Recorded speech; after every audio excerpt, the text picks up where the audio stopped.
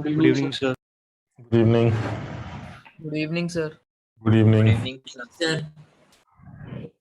Sir हाँ sir NCERT में ना मैंने एक लाइन पढ़ी थी कि अगर जो इलेक्ट्रोड्स होते हैं हम अगर उनको सेम इलेक्ट्रोलाइट में डाल देते हैं तो हमें सॉल्ट ब्रिज की जरूरत नहीं पड़ती। ऐसा क्यों? जब एक ही इलेक्ट्रोलाइट कॉमन इलेक्ट्रोलाइट में पड़े होंगे तो कैटायंस एनायंस जो बन रहे होंगे वो खुद ही न्यूट्रलाइज कर रहे होंगे ना एक दूसरे को। अच्छा सर, तो मतलब मैं अगर दो डिफरेंट कंटेनर ले लूं एंड देन हाँ उसमें सॉल्ट भी चाहिए होगा क्योंकि एक कंपार्टमेंट में कैटायनिक कंसेंट्रेशन बढ़ती जाती है और एक में एनायनिक बढ़ती जाती है, तो आपको दोनों को सेट करने के लिए ऊपर से सॉल्ट ब्रिज डालना पड़ता है। लेकिन अगर एक ही इलेक्ट्रोलाइट कॉमन ले लो तो उसमें क्या होगा भाई, कुछ भी बढ़ेगा कुछ घटेगा अंदर ही रहेगा ना, तो अंदर वो एक दूसरे को भाई एक तरफ कैटायनिक बढ़ती थी एक तरफ एनायनिक बढ़ती थी, अगर ये एक साथ है तो कैटायनिक जब बढ़ेगी तो एनायनिक बैलेंस कर लेगा, एनायनिक बढ़ेगी कैटायनिक बैलेंस कर लेगा, इन उस केस में फिर हमें सॉल्ट ब्रिज की जरूरत ही नहीं। सर इलेक्ट्रोलिटिक सेल और गैल्वेनिक सेल में डिफरेंस है? हाँ इलेक्ट्रोलिटिक सेल तो इलेक्ट्रोलिसिस, गैल्वेनिक सेल तो हम जो पढ़ रहे हैं दैट इज इलेक्ट्रोकेमिकल सेल, जो कि केमिकल रिएक्शन से एनर्जी देता है। Chemical reaction. इलेक्ट्रोलिटिक सेल जो होता है वो होता है जिसमें इलेक्ट्रोलिसिस होती है, जिसमें हम करंट पास करते हैं और फिर केमिकल डिकम्पोजिशन होता है, that is just reverse, non spontaneous. मतलब इसे स्पॉन्टेनियस कह रहे हैं क्योंकि रिएक्शन अपने आप हो रही है और अपने आप होने से अपने आप करंट बन रही है, ठीक, तो दैट इज स्पॉन्टेनियस और होगा वही जो होना है। अब उसके अलावा कुछ नहीं होगा। मतलब आप ये कहें कि चलो उल्टी रिएक्शन करके देख लेते हैं, तुम्हें कैथोड बना देते हैं तुम्हें एनोड बना देते हैं, तो वो कहेगा नहीं हो पाएगा, होगा वही जो उसको करना है, तो that is discharging of a cell is spontaneous. Cell discharge हो रहा है इसका मतलब वो अपने आप हो रहा है, जो होना चाहिए वही हो रहा है, उल्टा कुछ नहीं हो सकता। लेकिन चार्जिंग ऑफ अ सेल वो आप करते हैं, वो होती है जो सेल नहीं करना चाहता, दैट मीन जस्ट ऑपोजिट, तो that is a non spontaneous process. So discharging is spontaneous, discharge का सेल का डिस्चार्ज होना वो स्पॉन्टेनियस है, लेकिन सेल को चार्ज करने के लिए आपको वो काम करना पड़ता है जो सेल अपने मन से नहीं करना चाहता, दैट इज नॉन स्पॉन्टेनियस, और उसके लिए आपको एक्सटर्नल ईएमएफ लगाना पड़ता है। अगर आप एक्सटर्नल ईएमएफ नहीं लगाएंगे तो सेल चार्ज नहीं हो सकता। समझ रहे हो ना? अच्छा, अब आज इसी में एक चीज और आगे बात कर लेते हैं जो जो हम कर जो इंपॉर्टेंट है, जिसमें थोड़ी सी हिंट तुम्हें मिल चुकी है, और थोड़ी सी बात और करते हैं कि अगर आप अलग अलग इलेक्ट्रोड पोटेंशियल्स को यूज करके अलग अलग ई नॉट वैल्यूज को यूज करके किसी सेल का किसी हाफ सेल का ई नॉट निकालना चाहे तो कैसे निकालें। जैसे हमारी पहले भी बात हुई थी, ई नॉट निकालने का सिर्फ एक ही तरीका है, शी के साथ जोड़ दीजिए और शी के साथ जोड़कर अपना काम चला लीजिए। आप जो भी वोल्टामीटर में रीडिंग आएगी अपना काम चला लीजिए। उससे आपने सीरीज बना दी थी, तमाम चीजें कर ली थी। अब वो कह रहा है कि नहीं चलिए ठीक है, अगर शी के साथ जोड़ने वाली कहानी हटा दे तो फिर आप सेल का ई नॉट कैसे, इलेक्ट्रोड का ई नॉट कैसे निकालें। तो मैंने कहा नहीं, फिर तो कोई तरीका ही नहीं है, इलेक्ट्रोड का ई नॉट निकालने के लिए आपको एक रेफरेंस मानना पड़ेगा और वो रेफरेंस शी है। वो कह रहा है नहीं, और भी एक तरीका है। वो क्या है? डिफरेंट इलेक्ट्रोड्स के ई नॉट की मदद से आप अपने इलेक्ट्रोड का ई नॉट भी कैलकुलेट कर सकते हैं। यानी अब जो हम टॉपिक करने जा रहे हैं वो टॉपिक ये है हमारा, जिसमें आप किसी और इलेक्ट्रोड के ई नॉट की मदद से, यानी दुनिया भर के इलेक्ट्रोड्स के ई नॉट की मदद से आप अपने इलेक्ट्रोड का ई नॉट कैलकुलेट करना चाहते हैं, यानी कि calculation of standard reduction potential of N electrode from the given standard reduction potential of other electrodes. कुछ और इलेक्ट्रोड से जिसके ई नॉट दे रखे, हम उनकी मदद से अपना ई नॉट निकालना चाहते हैं, जिसका काम हमने किया भी है, जिसका यूज हम कर भी चुके हैं। हमने जब मेटल सॉल्ट एनायन इलेक्ट्रोड पढ़ा था तो हमने इसी कॉन्सेप्ट का यूज भी किया था। अब हम उसी कॉन्सेप्ट के बारे में थोड़ा सा और डिटेल में डिस्कशन कर लेते हैं। सीधी सी बात है, आप जब ये कहें कि मुझे दो इक्वेशंस को जोड़कर तीसरी इक्वेशन मिल रही, तो जो तीसरी इक्वेशन का जो ई नॉट होगा वो पहली दो इक्वेशंस के ई नॉट के सम के बराबर नहीं होगा, क्योंकि ई नॉट को ऐड या सब्ट्रैक्ट नहीं कर सकते आप। इस तरह से समझो, यानी कहने का मतलब ये हुआ कि आप, हमने जिस तरह से उस दिन भी बात की थी, ई नॉट इंटेंसिव प्रॉपर्टी है, आप इसको ऐड या सब्ट्रैक्ट नहीं कर सकते, तो बेहतर है कि आप ई नॉट को एक एक्सटेंसिव प्रॉपर्टी में कन्वर्ट करिए with the help of this relation, delta G nought is minus n F E nought. और अगर सेल की बात करते हैं तो सेल, और अगर इलेक्ट्रोड की बात करते हैं तो इलेक्ट्रोड। यानी अगर सेल रिएक्शन पर ये इक्वेशन लगा रहे हैं तो आपको डेल्टा जी नॉट सेल का लिखना पड़ेगा, और अगर आप इलेक्ट्रोड के ई नॉट को निकालना चाहते हैं तो delta G is equal to minus n F E nought electrode से भी ये काम चला सकते हैं। अच्छा, अब इसमें फिर वही वाली बात आती है कि अगर आप ये कहते हैं मेरी जो सेल की इक्वेशन है या मेरी इलेक्ट्रोड की इक्वेशन ये है जो ऊपर के दो इलेक्ट्रोड्स की इक्वेशन को जोड़ के आ रही है, तो आप ये नहीं कह सकते कि मेरे इलेक्ट्रोड का ई नॉट ऊपर के दोनों ई नॉट को सम करके आएगा ना। उसके लिए आपको फिर वो लगाना थर्मोडायनेमिक क्वांटिटी, यानी थर्मोडायनेमिक जो एंटिटीज होती हैं वो एडिटिव या सब्ट्रैक्टिव है, बिकॉज दे आर एक्सटेंसिव। उनका मास वॉल्यूम से लेना देना है, ई नॉट का मास वॉल्यूम से कोई लेना देना नहीं है। अगर आपने किसी रिएक्शन का ई नॉट दे रखा है और आप उस रिएक्शन को, पूरी रिएक्शन को 2 से मल्टीप्लाई कर दे, 10 से मल्टीप्लाई कर दे, 5 से मल्टीप्लाई कर दे, तो डेल्टा जी बदल सकता है, लेकिन ई नॉट के कोई लेना देना नहीं, because E not is intensive. मेरी बात समझ रहे हो कि नहीं, क्या कह रहे हैं? Yes sir. यानी अगर आपने Yes, किसी sir. रिएक्शन को सपोज 2 से मल्टीप्लाई कर दिया कि भाई हमारे पास एक इलेक्ट्रोड की इक्वेशन है Ag plus plus electron gives Ag, और इसका ई नॉट दे रखा है 0.8। वो कह रहा अब मैं अगर 2 से मल्टीप्लाई कर दूं तो ई नॉट डबल हो जाएगा। ना ना ना, ई नॉट 0.8 ही रहेगा, डेल्टा जी नॉट डबल हो सकता है, because delta G nought is minus n F E nought, और एन डबल होने से जब 2 से मल्टीप्लाई करोगे तो इलेक्ट्रॉन 2 हो जाएंगे, तो 2 से मल्टीप्लाई करने से डेल्टा जी नॉट डबल हो जाएगा, लेकिन ई नॉट के ऊपर कोई असर नहीं पड़ेगा, because E not is intensive. Delta G क्यों चेंज हो रहा है? क्योंकि सर ये एक्सटेंसिव प्रॉपर्टी है, अमाउंट के ऊपर डिपेंड करती है, वॉल्यूम मास के ऊपर डिपेंड करती है, सर ये दुगनी तिगनी होती रहेगी, लेकिन ई नॉट इंटेंसिव है, उसके साथ कोई लेना देना नहीं, इसलिए उसको ना ऐड कर सकते आपस में, ना सब्ट्रैक्ट कर सकते। तो ऐसे में फिर दूसरे इलेक्ट्रोड्स के ई नॉट की मदद से हम अपने इलेक्ट्रोड का ई नॉट कैसे कैलकुलेट करेंगे? आप बड़ा अच्छा तरीका, शी भी ले आते, कहां इतना झंझट कर रहे हैं, शी को बुलाइए, अपना काम चल जाए, लेकिन अब शी मिल ही नहीं रही है, मतलब शी मिल नहीं, मतलब हम शी को यूज ही नहीं कर रहे हैं, तो अब फिर क्या करेंगे? तो ऐसे में फिर कुछ इलेक्ट्रोड्स के ई नॉट की मदद से आप अपने इलेक्ट्रोड का ई नॉट कैलकुलेट कर सकते हैं। तो अगर हम उसके बारे में थोड़ी सी बात करें तो ये इंपॉर्टेंट है, तो हम एक एग्जांपल से इसको समझ लेते हैं और फिर कोशिश करते हैं। इस बार जो एडवांस लेवल पे एक सवाल आया था, अगर वैसे मैं एक पन्ना लाया हूं, मुझे याद आ रहा है उसमें लिखा भी है, तो पहले हम जरा सा समझ लेते हैं, फिर वो एडवांस में जो इस साल सवाल आया उसको भी एक बार देखते हैं कि उन्होंने क्या पूछा। सिर्फ इस एग्जाम्पल से एक बार समझेंगे, फिर एक आध सवाल और करेंगे, ठीक? देखो यहां पर तुम समझो, क्या ये टॉपिक वही है जो सवाल है, ये वही सवाल है जिस टॉपिक को हम करना चाह रहे हैं? पहले पहचानो कितना आसान होता। ये क्या सर करवाना चाह रहे हैं? Copper plus oblique copper, sir ये एक इलेक्ट्रोड है, this is metal metal ion electrode, clear? ये जो हमारे types of metal metal ion electrode है, सर क्या निकालना चाहते हैं? इसका ई नॉट। अरे सर एक डब्बा लीजिए, उसमें कॉपर की रॉड डाल दीजिए और कॉपर प्लस का सोल्यूशन ले लीजिए 1 मोलर, बन गया स्टैंडर्ड। Yes sir. ठीक, तो हमने कॉपर के डंडे को हमने कॉपर प्लस में डुबो दिया और कॉपर प्लस की कंसंट्रेशन 1 मोलर लगी, फिर हमने क्या किया? शी के साथ जोड़ दिया, शी के साथ जोड़ते आंसर। कह रहा नहीं सर शी नहीं है ना, शी नहीं मिलेगी आपको इस बार। अगर शी नहीं मिली तो अब आप कॉपर ये इस इलेक्ट्रोड का ई नॉट कैसे निकालें? तो मैंने कहा ठीक है, फिर एक काम करते हैं, कुछ और वैल्यूज दे दो, उनकी मदद से फिर इसको कैलकुलेट करने की कोशिश करते हैं, शायद उससे काम चल जाए। तो बिल्कुल कर सकते हैं, और तरीका क्या होगा? जिन लोगों का ई नॉट दे रखा है आप उन इक्वेशंस को लिखिए और उन इक्वेशंस को यूज करके अपने इलेक्ट्रोड की इक्वेशन बनाइए, ताकि आप डेल्टा जी या ई नॉट को आपस में सॉल्व कर सके। अब देखो तरीका बड़ा सीधा है, जो इक्वेशंस मुझे दे रखी हैं उन इक्वेशंस को अगर ध्यान से देखें तो मुझे जो जो चीजें दे रखी है वो ये, एक तो दे रखा है कॉपर प्लस 2 का कॉपर में रिडक्शन, उसका स्टैंडर्ड रिडक्शन पोटेंशियल दे रखा है, और कॉपर प्लस 2 का कॉपर प्लस में रिडक्शन, वो इसका ई नॉट दे रखा है। तो जिन जिन रिएक्शंस का इलेक्ट्रोड्स का ई नॉट दे रखा है उनको लिख लेते हैं। तो एक हो गया हमारा ये relation, copper plus 2 electrons gives copper, एक तो ये रिलेशन हो गया। और दूसरा हमें इक्वेशन दे रखा है copper 2 plus electron gives copper plus. बताओ ठीक कर रहे हैं? दोनों यही इक्वेशंस दे रखे हैं, यही है हमारे दोनों इलेक्ट्रोड्स। Yes sir. अच्छा आप क्या करें? Yes, sir sir. इन दोनों इलेक्ट्रोड्स के ई नॉट आपने दे रखे हैं, तो चलिए ई नॉट दे रखे हैं, बहुत अच्छा। लेकिन अब छोड़िए ई नॉट को, छोड़िए, अब ये बताइए आपको क्या चाहिए? तो मैंने कहा भाई मुझे इसका चाहिए यार, इसका। तो मैंने कहा ये कौन सा इलेक्ट्रोड है? कह रहा ये वाला इलेक्ट्रोड है, copper plus plus electron gives copper. ये देखिए आपका जो इलेक्ट्रोड है वो ये है, ये मेरा इलेक्ट्रोड है, ये देख लिया। अब ये इन दोनों की मदद से कैसे आएगी इक्वेशन, पहले ये सोचो।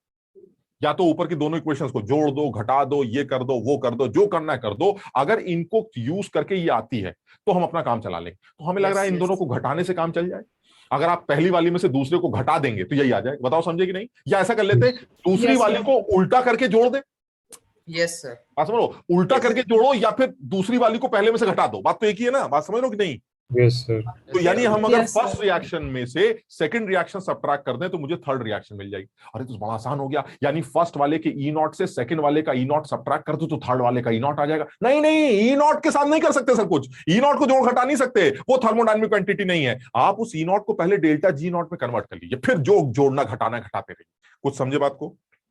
Yes sir. यानी Yes, E yes, not yes. को ऐड या सब्ट्रैक्ट इस तरह से नहीं कर सकते। यानी बस इतना सही कहानी है इस पूरे टॉपिक की, बस इतनी कहानी है कि भाई अगर आपकी इक्वेशन मेरी गिवन 2 इक्वेशन से या 3 इक्वेशन से, जैसे इस बार जो आईआईटी का एडवांस का सवाल था उसमें 3 इक्वेशन दे रखी थी, हम देख लेंगे उसको। तो अगर मेरी गिवन इक्वेशन मतलब मुझे जो निकालना है वो इक्वेशन, अगर गिवन इक्वेशंस को जोड़ने से, घटाने से, कभी कभी ऐसा भी हो सकता है फर्स्ट इक्वेशन को 2 से मल्टीप्लाई करना पड़ रहा है, नीचे वाली को 3 से मल्टीप्लाई करना पड़ा, कुछ भी करना पड़ सकता है। लेकिन अगर मेरी ये इक्वेशन आ रही है किसी भी तरह से, तो वो जो कर रहे हैं आप ऊपर, वो डेल्टा जी के साथ कर सकते हैं, डेल्टा जी नॉट के साथ कर सकते हैं। ई नॉट से मतलब नहीं है सर मेरा, ई नॉट तो फिक्स हो गया। बताओ समझे? तो अब एक काम कर सकते हैं कि Yes, फर्स्ट sir. रिएक्शन का डेल्टा जी नॉट लिखते हैं, Yes, sir. दूसरे का डेल्टा जी नॉट लिखते हैं, और फिर जो कर रहा हो डेल्टा जी के साथ कर लो, बस खत्म हो गया सवाल। यानी फर्स्ट रिएक्शन का जो डेल्टा जी वन नॉट होगा वो निकाला जाए, और दूसरे रिएक्शन का डेल्टा जी टू नॉट निकाला जाए, और उसको अपनी तीसरी रिएक्शन के डेल्टा जी थ्री नॉट के साथ लिंक करने की कोशिश की जाए। अब हम जानते हैं delta G nought is minus n F E nought. अब माइनस एन, एन क्या है? Number of electron transfer, moles of electron transfer, तो ये हो जाएगा minus two F E not of copper plus two oblique copper, और वो कितना दे रखा है? 0.3, यानी माइनस टू एफ 0.337। बताओ ठीक कर रहे हैं? Yes, sir. Yes, sir. अच्छा, अब हम दूसरा डेल्टा जी टू नॉट लेते हैं। This is minus one F, और इसका जो रिडक्शन पोटेंशियल, जो रिडक्शन दे रखा है वो दे रखा है 0.153। चलिए ये भी हो गया। और डेल्टा जी थ्री नॉट क्या होगा? 1, इसका भी इलेक्ट्रॉन ट्रांसफर 1 है, तो माइनस वन एफ, और ई नॉट जो आपको निकालना है, यही हमारा ई नॉट, यही हमें निकालना। अब तुम समझ पा रहे हो कि फर्स्ट को सेकंड से घटा के तीसरी आ रही है, तो इसका मतलब क्या ये लिख सकते हैं कि डेल्टा जी थ्री नॉट की value delta G one nought minus delta G two nought से निकलती, ये लिख सकते हैं? Yes, sir. बस खत्म हो गया। Yes, sir. Delta G three nought किसके बराबर? Minus one F E nought, जो आपको निकालना है, it is equal to delta G one nought किसके बराबर है? Minus two F 0.337। थोड़ा बहुत कैलकुलेशन आएगा, minus delta G two nought कितना है? देखो वहां पहले माइनस लगा है और माइनस और लगा, तो ये प्लस हो जाएगा। ये सब तुम मैथ्स के स्टूडेंट हो, तुम सब जानते हो। ये जो हो जाएगा ई की वैल्यू हो गई 0.153। अब तुम इसको सॉल्व करो, मुझे लगता है एफ एफ एफ कैंसिल हो जाएगा, और इससे ई नॉट की एक वैल्यू आ जाएगी। कितनी आ जाएगी जल्दी से बताओ जरा?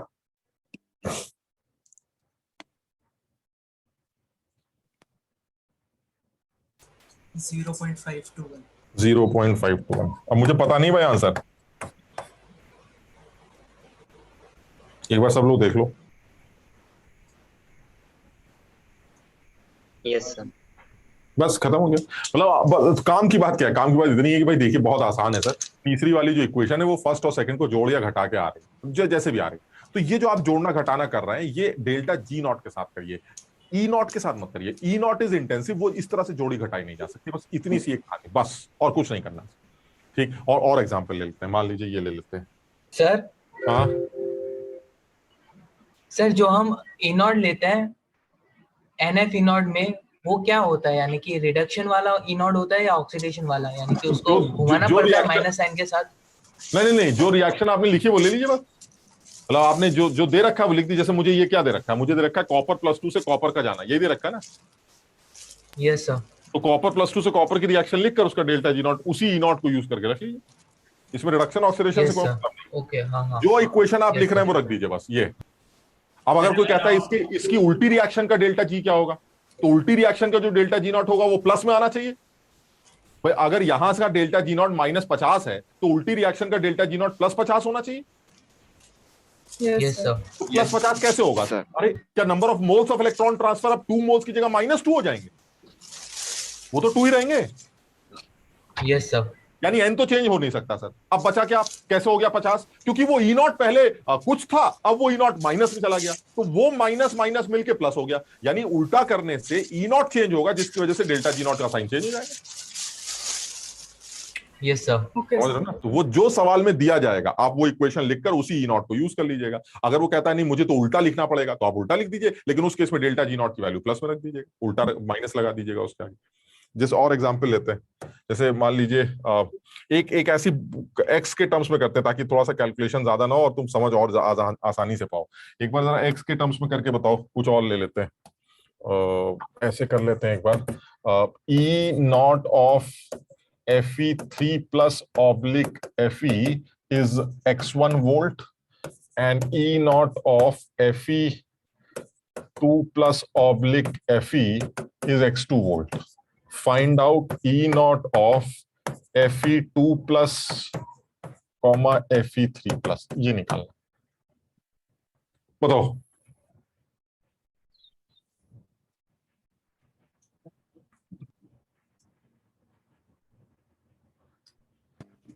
हाँ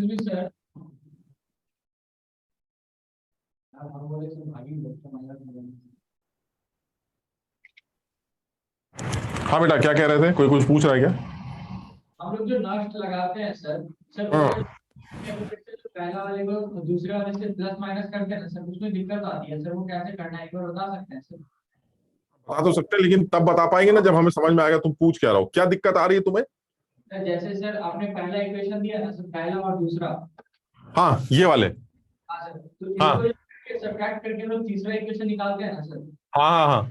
ऐड और सब्ट्रैक्ट कैसे करते हैं? अच्छा एक सेकंड, अरे यार ये तो इसमें कोई केमिस्ट्री नहीं है, हम बताएं क्यों नहीं समझ पा रहे हो, क्योंकि तुम सोच रहे हो केमिस्ट्री है, इसमें केमिस्ट्री नहीं है, बस इसलिए दिक्कत हो रही। तुम एक बार केमिस्ट्री से हट के सोचो, समझ में आ जाएगा। देखो जैसे मैं पहली इक्वेशन जो लिख रहा हूँ उसको तुम, जिनको समझ में आ गया वो अपने आप आंसर फटाफट निकाले।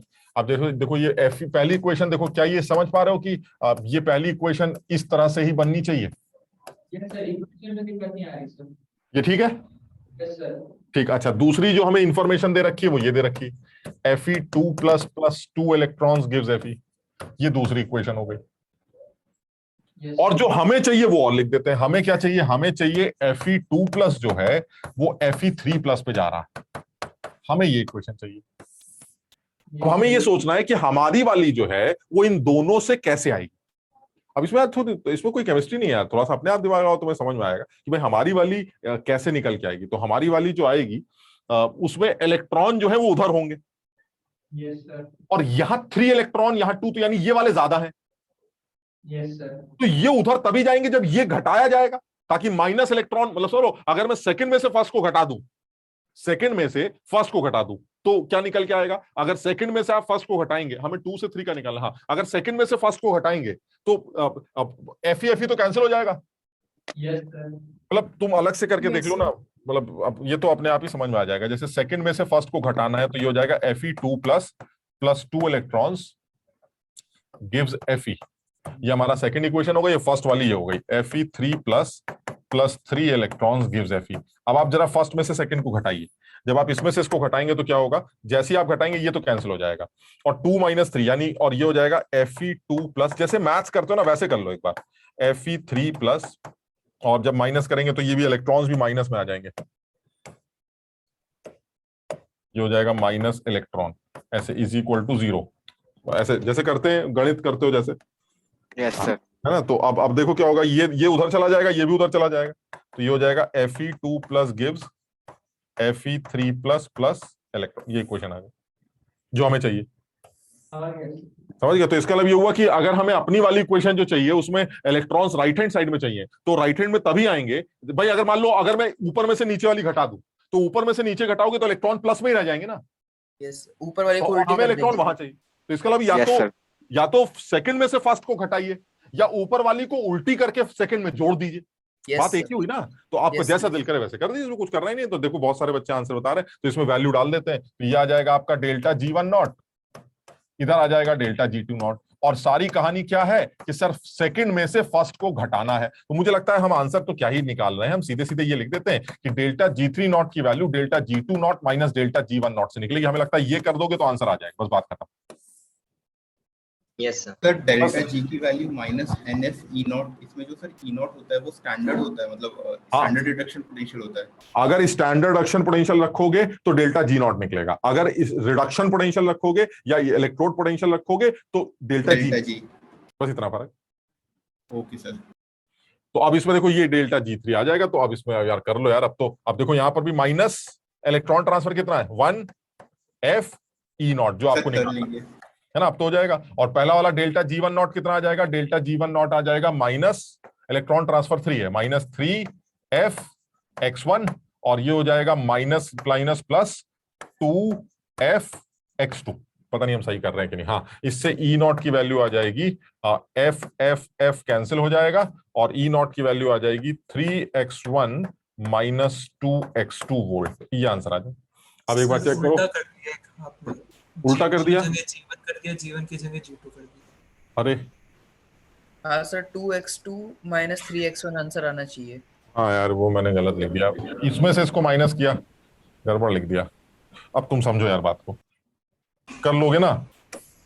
यस वो मैंने वैल्यूज उल्टी रख दी है। तो यानी जब तुम डेल्टा G2 नॉट रखोगे तो डेल्टा G2 नॉट में नीचे वाला ही नॉट रखना, मैंने ऊपर वाला रख दिया। तो इसको सॉल्व करेंगे, सॉल्व करके आंसर क्या बता रहे हो, क्या निकल के आ रहा है 2x2 minus 3x1। E naught is 2x2 minus 3x1, ये आंसर है। Yes, sir. सब लोग के समझ में आ गया ये? Yes, sir. Yes, sir. Yes, sir. Yes, Yes, sir. So और ले लेते हैं एक एग्जांपल।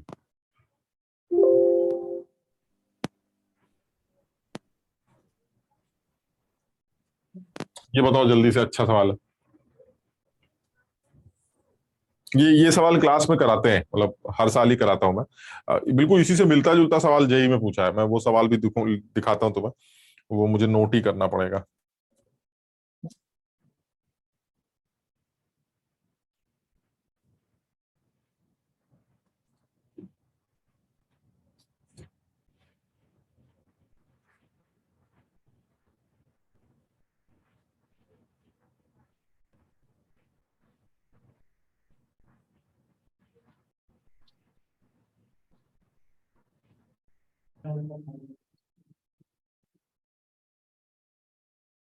सर क्वेश्चन नहीं दिख रहा सर। क्वेश्चन नहीं दिख रहा है? अब दिख रहा है? Yes sir.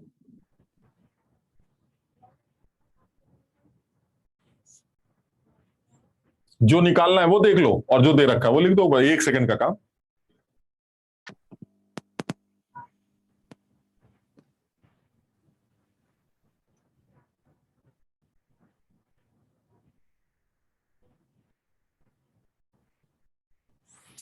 लश टेस्ट दिया था ये वाला? Yes sir. अच्छा, उसमें यार मैंने देखा था इस टेस्ट में ये वाले भी 2-3 सवाल थे इस कॉन्सेप्ट के ऊपर बेस्ड, उनको आप सर कर ये लेना। बीपीपी में भी थे, हो गए थे। अच्छा, आप कर डालना इनको सब। और ऑर्गेनिक भी आई थी? Yes sir. करी थी वो? Yes sir. सर इस बार तो सही था पूरा टेस्ट। अच्छा,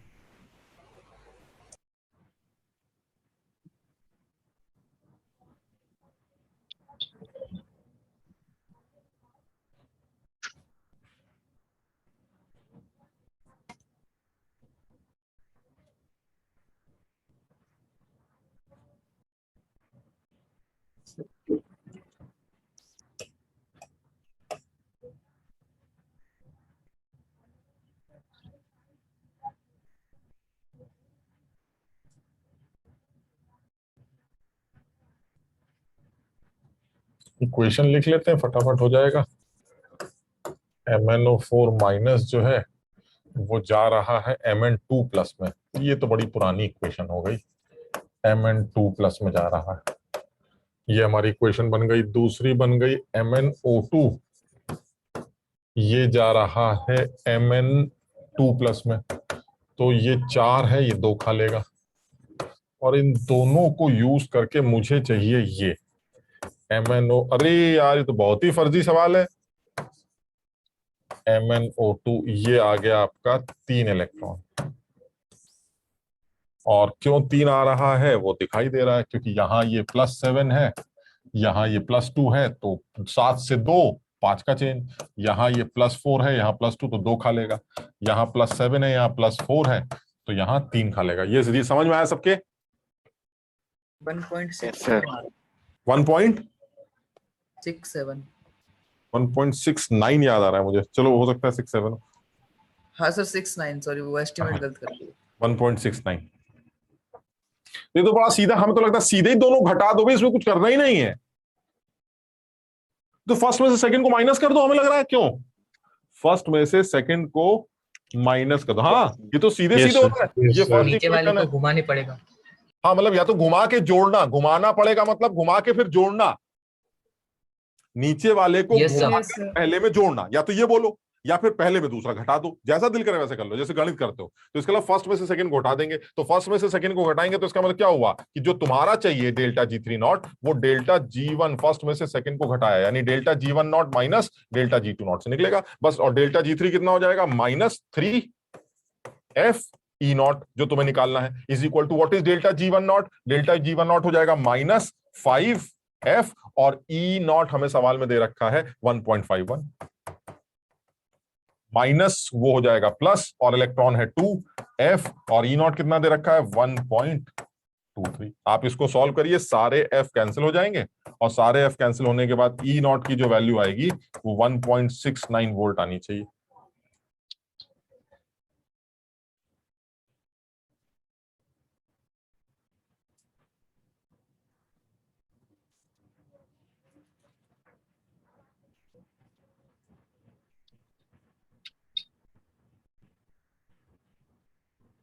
सर ऊपर वाली इक्वेशन में ऑक्सीजन वगैरह का नहीं देखेंगे कि ऑक्सीजन कहाँ पे जाएगा?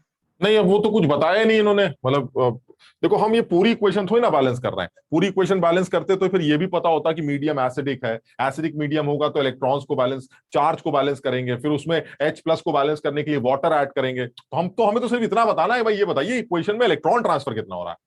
तो इलेक्ट्रॉन ट्रांसफर तो ऑक्सीडेशन स्टेट से पता चल जाएगा, यहाँ 7 है वहां 2 है, तो नेट चेंज 5 का आ जाए। तो इसके अलावा इलेक्ट्रॉन ट्रांसफर जो है वो आप आसानी से, और ये तो हमने पढ़ा, हम लोग जानते भी है कि नॉर्मली मैग्नीज के ऑक्सीडेशन स्टेट्स ही चेंज होती हैं, तो मैग्नीज के ऑक्सीडेशन स्टेट चेंज से अपना कैलकुलेशन कर सकते हैं। जो जेई में सवाल पूछा था वो भी मैं तुम्हें दिखाता हूँ। जेई में भी पूछा गया है सवाल, बिल्कुल इसी टाइप का कोई सवाल था। ये मुझे ये कागज में मिला लिखा हुआ, ये कर लोगे? मैं हटा दें इसको? Yes sir. Yes sir. सबने कर लिया? हाँ 1.6। यस सर, हो गया। ठीक।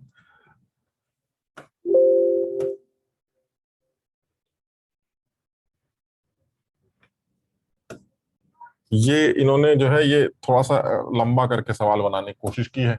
तो इन्होंने पूछा है, जो दे रखा है पहले वो लिख लेते हैं। ई नॉट दे रखा है MnO4 माइनस ऑब्लिक MnO2। बहुत बढ़िया। ये दे रखा है हमें 1.68। ये वही है जो तुमने अभी निकाला था ना, तो ये 1.68 हो गया वोल्ट।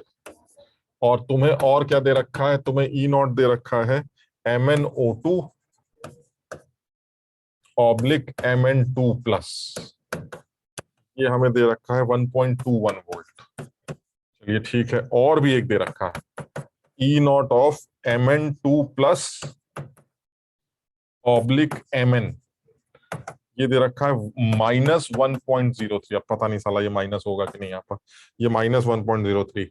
और जो हमें निकालना है वो निकालना है ये, हमें निकालना है E not of MnO4 minus oblique Mn, हमें ये निकालना है, ये सवाल।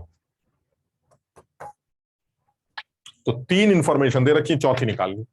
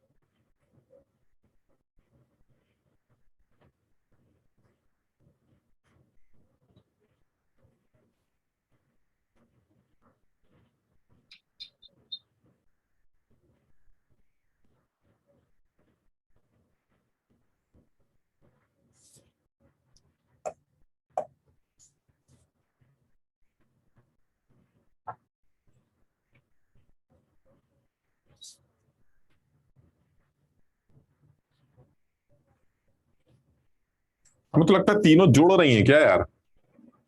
सर तीनों जुड़ रही है डायरेक्ट। Yes sir. तब तो यार फिर कुछ करना ही नहीं है इसमें, तो बहुत जल्दी हो जाएगा। ये हो जाएगा MnO4 माइनस प्लस MnO2 में जा रहा है, तो यानी 3 इलेक्ट्रॉन्स गिव्स MnO2।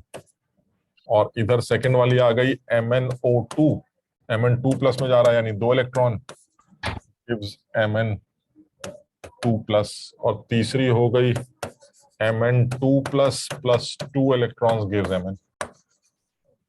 तो अगर हम इन तीनों को यूज करके अपनी वाली निकालें, हमारी वाली कौन सी है? MnO4 minus plus 7 electrons gives Mn, हमारी ये। भाई इलेक्ट्रॉन ट्रांसफर तो सबको समझ में आ रहा है कि नहीं? Yes sir. ये +7 है, यहाँ +4 है, यहाँ +4 है, यहाँ +2 है, यहाँ 0 है, ऐसे करके ये +7 है, ये 0 है, तो हमें साफ समझ में आ रहा है इलेक्ट्रॉन ट्रांसफर। तो ऐसा लग रहा है जैसे हमें जो चाहिए वो जुड़ के आ जाएगा। तो अगर हमें जुड़ के आ गया तो फिर तो हमें कुछ करना ही नहीं इसमें, यानी डेल्टा G4 नॉट जो होगा वो delta G1 not plus delta G2 not plus delta G3 not से निकलेगा। बस खत्म हो गया, कर डालो। तो जो डेल्टा G4 होगा -7 FE नॉट होगा जो हमें निकालना है, is equal to delta G1 nought कितना होगा -3F, और हमें पहली इक्वेशन का दे रखा है 1.68। फिर माइनस करेंगे -2F, और हमें E नॉट दे रखा है 1.21। फिर माइनस करेंगे जो कि प्लस हो जाएगा क्योंकि इलेक्ट्रोड पोटेंशियल माइनस में दे रखा है, तो +2F 1.03। इसको सॉल्व करेंगे, F F F F सब कैंसिल हो गया, और E नॉट की वैल्यू आ गई इन सबको जोड़ के 0.7 आ रही है। एग्जैक्टली 0.7, या मुझे 5/7 0.768 हाँ 0.77 याद आ रहा। E नॉट की वैल्यू 0.77।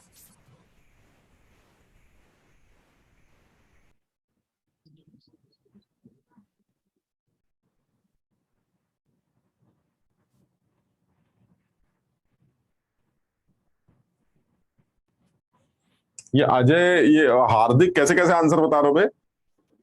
सर 0.77 निकला। अब आया ना तेरा, पहले तो पता नहीं क्या बता रहा था 2.07। सर वो तो पीछे वाले का था।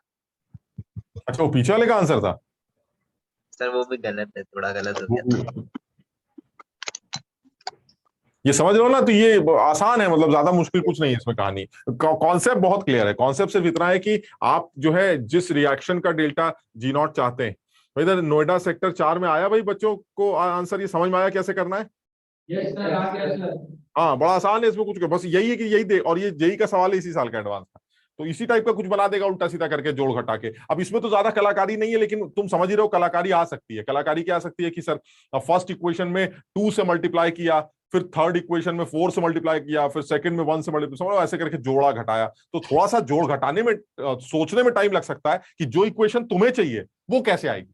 जैसे अभी वो नोएडा में पूछ भी रहा था एक बच्चा कि भाई जो हमें चाहिए वो कैसे आएगी, तो ये थोड़ा कभी कभी तो सोचना भी पड़ सकता है ना कि भाई हमें ये वाली इक्वेशन चाहिए, क्या करें? तो पता चला फर्स्ट इक्वेशन को 2 से मल्टीप्लाई किया, थर्ड इक्वेशन को 4 से मल्टीप्लाई किया, तब जाके तीनों को ऐड किया, तो टाइम लग सकता है। बट अल्टीमेटली तरीका एक ही है कि आप अपनी जो इक्वेशन दे रखी है, जो आपको चाहिए वो लाने के लिए आपको गिवन इक्वेशंस के साथ क्या करना है वो करिए, और वही हरकत आप डेल्टा G के साथ करिए। आप E नॉट के साथ या E के साथ ये हरकत मत करिए बस। तो जैसे अगर मान लो मुझे सेकंड इक्वेशन को 2 से मल्टीप्लाई करना है, तो आपका जो डेल्टा G नॉट होगा वो डबल हो जाएगा। क्यों? क्योंकि number of moles of electron 2 की जगह 4 हो जाएंगे, तो N 2 की जगह 4 आ जाएगा। लेकिन E नॉट को डबल मत कर देना। कुछ गधे करते क्या है कि N को भी डबल कर देते हैं और E नॉट को भी डबल कर देते हैं, तो NF E नॉट जो है वो 4 गुना हो जाता है। मेरी बात समझ में आ रही है क्या गड़बड़ होती है? तो ये गड़बड़ मत करना। E नॉट फिक्स है, E नॉट के साथ नहीं होगी। जो भी गड़बड़ होगी वो N के चेंज होने से डेल्टा G नॉट के साथ होगी बस। तो आपको जो डिवाइड मल्टीप्लाई करना करते रहिए, जोड़ना घटाना डिवाइड जो करना है वो डेल्टा G नॉट के साथ करिए, E नॉट के साथ कुछ नहीं होगा। ठीक, चलिए और एक आध बातें कर लेते हैं। सर अगर हमारी क्वेश्चन में हमें सर एक क्वेश्चन था जिसमें कि मतलब पोलैरिटी, मतलब एनोड और कैथोड की पोलैरिटी क्या होगी, ये सर कैसे डिसाइड करेंगे? वो तो E नॉट से डिसाइड करेंगे। आप अपनी तरफ से एनोड कैथोड की पोलैरिटी मान लीजिए कुछ नहीं, मतलब नहीं समझा मैं। तुम्हें ये बताना था ना कि ये इलेक्ट्रोड एनोड बनेगा या ये इलेक्ट्रोड एनोड बनेगा, ये सवाल। उसमें ये पूछा था कि कौन सा पॉजिटिव टर्मिनल होगा, कौन सा नेगेटिव टर्मिनल होगा। तो इसमें क्या बताना है? इलेक्ट्रोड एनोड नेगेटिव टर्मिनल है, कैथोड पॉजिटिव टर्मिनल है। सर ये तो पता है कि मतलब एनोड पे जो है इलेक्ट्रॉन चार्ज आता है और कैथोड जो है वो इलेक्ट्रॉन को लेता है, तो वहां पे रिडक्शन होता है। हाँ, तो वो पॉजिटिव टर्मिनल, तो यही सही रहेगा? सही रहेगा मतलब ये सही आंसर है? हाँ सही लग रहा है, और क्या। और सर इलेक्ट्रोलिसिस में भी यही होता है ना, एनोड। इलेक्ट्रोलिसिस देखो, इलेक्ट्रोलिसिस में होता यह है कि एनोड पर ऑक्सीडेशन होता है और कैथोड पर रिडक्शन होता है। जैसा यहां होता है वैसा वहां भी होता है, लेकिन वहां पर जो एनोड और कैथोड है वो अपने हिसाब से नहीं बनता है। तुम्हारे इस केस में मान लो, जैसे मान लो ऐसे सोचो जरा, थोड़ी सी अकल लगाते हैं। एक बर्तन लेते हैं, उसमें एक डंडा लटका देते हैं और एक सोल्यूशन ले लेते हैं। दूसरा बर्तन लेते हैं, उसमें भी दूसरा डंडा लटका देते हैं, दूसरा सोल्यूशन ले लेते हैं, और इन दोनों को चिपका देते हैं सॉल्ट ब्रिज के साथ। ठीक, छोड़ देते हैं, ऐसे ही छोड़ देते हैं। अब तुम मुझे थोड़ी सी अकल लगा के बताओ, अगर तुमने इसको ऐसे ही छोड़ दिया तो क्या सेल काम करेगा? थोड़े टाइम के लिए काम करेगा। मतलब काम करेगा सर इसमें, और इसमें मेरे हाथ में कुछ नहीं है सर, ये दोनों आपस में बात करेंगे। कौन दोनों? वो दोनों बर्तन। अबे यार तू एनोड बन जा, मैं कैथोड बन जाता हूँ, हमारा ई नॉट पॉजिटिव आ जाएगा। मेरी बात सब लोग समझ रहे हो कि नहीं क्या कह रहे हैं? कि वो अपने आप होना है, हमें नहीं कुछ करना है कि तू एनोड रहेगा तू कैथोड। वो कहेंगे ऐसे कैसे तुम्हारी एनोड कैथोड। यार एक सेकंड, कोई परेशान हो रहा है। हेलो हेलो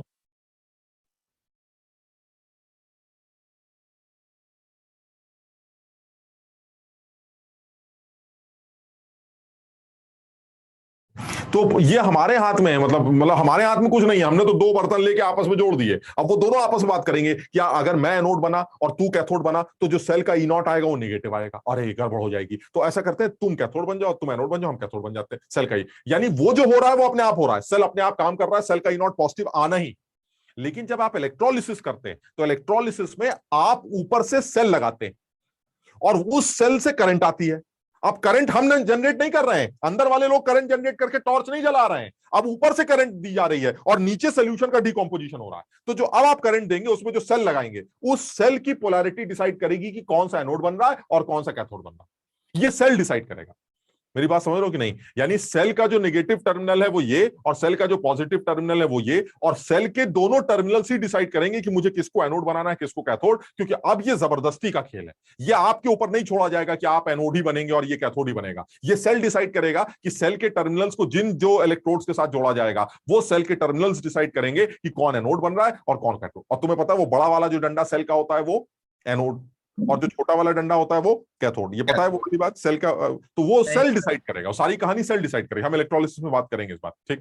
तो बहरहाल, तो अब जैसे मान लीजिए सर एक और चीज पूछनी थी कि जैसे मान लीजिए हमें क्वेश्चन आ गया कि हमें ई नॉट गिवन है एजी प्लस से 2 AG का गिवन है, और हमें पूछ लिया कि ई नॉट एजी प्लस से ईजी का, तो सब सेम है। अब हमें तो ये नहीं सेम समझ है ना? हाँ सेम ही रहेगा ना फिर तो? हाँ, मतलब कुछ भी आप कैसे बताएं, किसी भी इक्वेशन को 2 से 3 से 4 से मल्टीप्लाई डिवाइड करने से ई नॉट चेंज नहीं होता।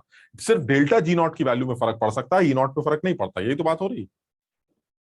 हाँ सर, बस वो चार्ज बैलेंस नहीं हो रहा था, इसमें को डाउट हो रहा था इसमें। नहीं तो वो गलत दे रखा है, एजी प्लस वो 2 AG प्लस होगा, 2 AG plus plus 2 electrons gives 2 AG। एजी से 2 AG का क्या मतलब बनता है? तो रिएक्शन ही गलत है वो। हाँ ठीक है सर। सर हाँ टेम्परेचर कोफिशिएंट के साथ में ई सेल का चेंज होना वो अपन आप देखेंगे। बिल्कुल, हम खुद देखेंगे, मतलब हम दिखाएंगे वो थर्मोडायनेमिक एंटिटीज का टेम्परेचर कोफिशिएंट के साथ, यानी जो थर्मोडायनेमिक एंटिटीज हैं उनका टेम्परेचर के साथ क्या रिलेशन है वो भी हम करेंगे। डी बाई डी सेल जो होता है ना, D cell by D T, वो हम टेम्परेचर कोफिशिएंट जो सेल का वो पढ़ेंगे अलग से, वो यह हम कराएंगे अभी। अब जैसे ये वाला सवाल है, इसको देखो जरा। हाँ सर जो हम लोग ई नॉट लेंगे सर, उसमें सिर्फ ऑक्सीडेशन रिडक्शन पोटेंशियल लेंगे सारे में। कहां पर? डेल्टा जी में सर। नहीं, वो तो अभी बताया मैंने, जो रिएक्शन लिखी जाए, यस सर, जो रिएक्शन लिखी है आपने, उस रिएक्शन का जो भी ई नॉट है वो डेल्टा जी नॉट में रख दीजिए बस। सर तो उसमें जो सर जैसे सर अभी प्लस माइनस किया था आपने सर, जो वैल्यूज दिए थे उसमें भी प्लस माइनस किया था सर, वो नहीं, मैंने तो नहीं किया था किसी भी वैल्यू में प्लस माइनस। किस वैल्यू में प्लस माइनस किया बताओ? कौन सी वैल्यू यहां किया है कुछ? -2f जो हुआ सर, ये वाला? Yes sir, -2 sir, G2 sir. हाँ G2 -2f, वो तो होना ही था ना, क्योंकि डेल्टा जी की वैल्यू होती है -NF। माइनस तो लगा ही होता, मैंने माइनस लगा दिया। हाँ सर, समझ में आ गया सर। मैंने कुछ नहीं किया, वो यहां पर चेंज हुआ है। यहां पर क्या चेंज हुआ है? यहां पर भी होता है -NF, और माइनस लगाते ही n E electrode potential minus में दे रखा है, तो वो वाला माइनस और वो वाला माइनस मिलके प्लस हो गया। मैं कुछ अपनी तरफ से कर ही नहीं रहा हूं, मैं तो रिएक्शन लिख रहा हूं, रिएक्शन के आगे delta G not -NF E not लिख रहा हूं, -NF E नॉट। एन की वैल्यू वो होगी जो इलेक्ट्रॉन ट्रांसफर है, चाहे वो यहां हो चाहे वहां हो, इलेक्ट्रॉन ट्रांसफर होगा वो। और ई नॉट जो होगा, जो इलेक्ट्रॉन इक्वेशन आपने लिखी उसका ई नॉट पुट कर दिया। उसमें इसमें कोई चेंज नहीं करना है, कोई रिडक्शन ऑक्सीडेशन नहीं है फंडा। अच्छा, अब ये वाला जरा जल्दी से बताओ सवाल।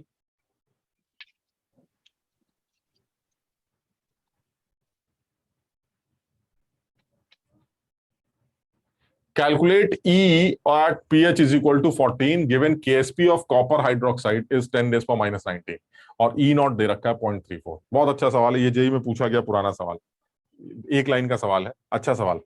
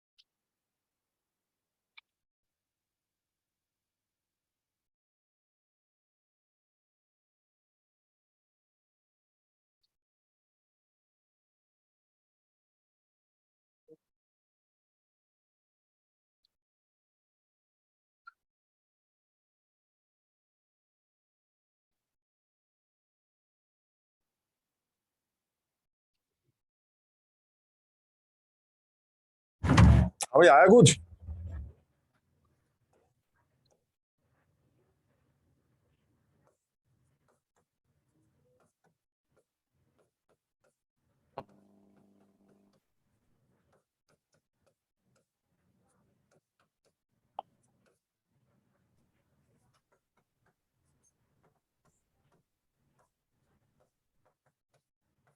इससे ज्यादा अभी हम नहीं करेंगे, तुम अपने आप बताओ जरा, हमने तो बहुत हिंट दे दिया यार। आ गया सर। पावनी बता रही है -0.2 वोल्ट। पावनी मुझे आंसर नहीं याद है।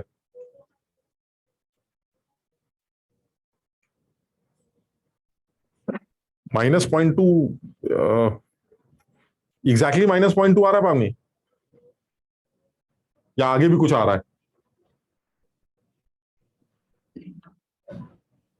सर 0.22 आ रहा था सर, एक सेकंड शायद। हाँ सर 0.22 है, बट वो 0.2 लूंगा। 0.22 तो मुझे कुछ याद आ रहा है,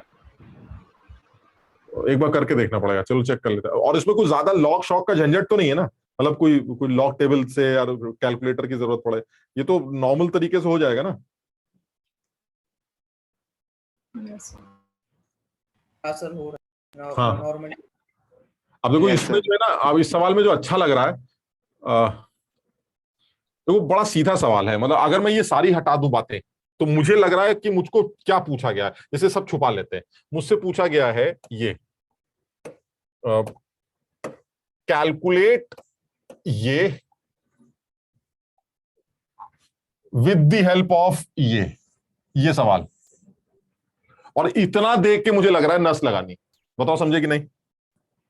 ई नॉट की Yes, मदद sir. से, ई नॉट की मदद से ई निकालना, चाहे इलेक्ट्रोड का हो चाहे सेल का हो, नस लगानी पड़ती है। अब क्योंकि इलेक्ट्रोड का है तो इलेक्ट्रोड की इक्वेशन पर नस लगा देंगे, सेल का होता तो सेल की इक्वेशन पर नस लगा देते। तो चलिए इलेक्ट्रोड की इक्वेशन लिख देते हैं, चुपचाप कोने में चल के इलेक्ट्रोड की इक्वेशन लिखते हैं। कॉपर 2+ 2 इलेक्ट्रॉन्स गिव्स कॉपर, ये इलेक्ट्रोड की इक्वेशन। अब इस इक्वेशन पर नस लगाते हैं, तो चलिए नस एक बार लगा के देख लेते हैं। E of copper 2+ copper is equal to E not of copper 2+ copper minus 0.0591 upon 2 log of 1 upon copper +2। बताओ यहां तक समझ में आया सबके? बस अब खत्म हो गया यार। अब ये बताओ क्या ये वैल्यू गिवन है, ये वाली ई नॉट वाली? Yes sir. ये तो दे रखी है, तो ये तो सर ये वाली वैल्यू तो आपकी 0.34 हो गई। चलिए बहुत बढ़िया। और यहां झंझट क्या है सर? ये लफड़ा फंस रहा है, ये वाला। मैनिपुलेट कर लेंगे बस ये अपना थोड़ा जुगाड़ लगा लो, बस इसमें क्या करना है। तो यहां पर थोड़ा सा झंझट है, और वो यहां से आ जाएगा। कैसे? केएसपी भी गिवन है और कॉपर +2 की कॉन्सेंट्रेशन निकालनी है, तो कॉपर +2 कितना बन जाएगा यार? या तो यहां यहीं से समझ में आ रहा है, copper 2+ should be equal to KSP divided by OH minus का स्क्वायर। केएसपी हमें दे रखा है 10⁻⁻19 और OH माइनस की जो कॉन्सेंट्रेशन है वो है 1। बताओ समझे? Yes sir. क्योंकि पीएच अगर 14 है, इतना तो भाई सब लोगों को पता होगा कि 298 केल्विन पर अगर पीएच 14 है तो पीओएच जो होगा वो 0 होगा, क्यों? क्योंकि pH प्लस POH जो होता है वो 14 होता है at 298 Kelvin. So ultimately if pH is 14, then POH will be 0. And if POH is 0, what is POH? POH is minus log OH minus. अब बताओ POH को 0 करने के लिए OH की कॉन्सेंट्रेशन कितनी होनी चाहिए? 1, यानी log 1 0 होता है, पता है? तो log 1 0 हो जाएगा, यानी OH की कॉन्सेंट्रेशन 1 हो गई। तो यहां से कॉपर +2 निकल आया -19, ये उठा के यहां पुट कर दीजिए, 1 सेकंड सॉल्व करिए, आंसर आ गया, खत्म था।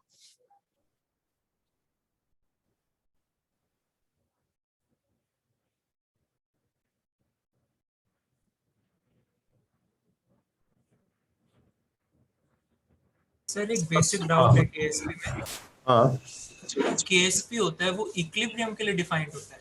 हाँ सर यहाँ पे इक्विलिब्रियम बन रहा है। हाँ, नहीं बन रहा है मतलब? सर यहाँ पे OH की कंसंट्रेशन 1 आ रही है, हाँ, तो वो इक्विलिब्रियम कंसंट्रेशन है। हाँ वो इक्विलिब्रियम कॉन्सेंट्रेशन है। मतलब वो देखो सवाल क्या कह रहा है कि मुझे एक ऐसे सोल्यूशन के अंदर कॉपर +2 की पीएच निकाल के दिखाइए, सॉरी कॉपर +2 का रिडक्शन पोटेंशियल निकाल के दिखाइए जिस सोल्यूशन में कॉपर हाइड्रोक्साइड पड़ा है जिसका केएसपी दे रखा है और उस सोल्यूशन में पीएच की वैल्यू 14। तो आपको ये पता चल गया कि अंदर कॉपर हाइड्रोक्साइड का सोल्यूशन है जिसमें पीएच की वैल्यू 14 है। तो मुझे एक चीज समझ में आ गई कि अगर पीएच 14 है तो H+ भी तैर रहे हैं, कॉपर +2 भी तैर रहे हैं और साथ में OH- भी तैर रहे हैं।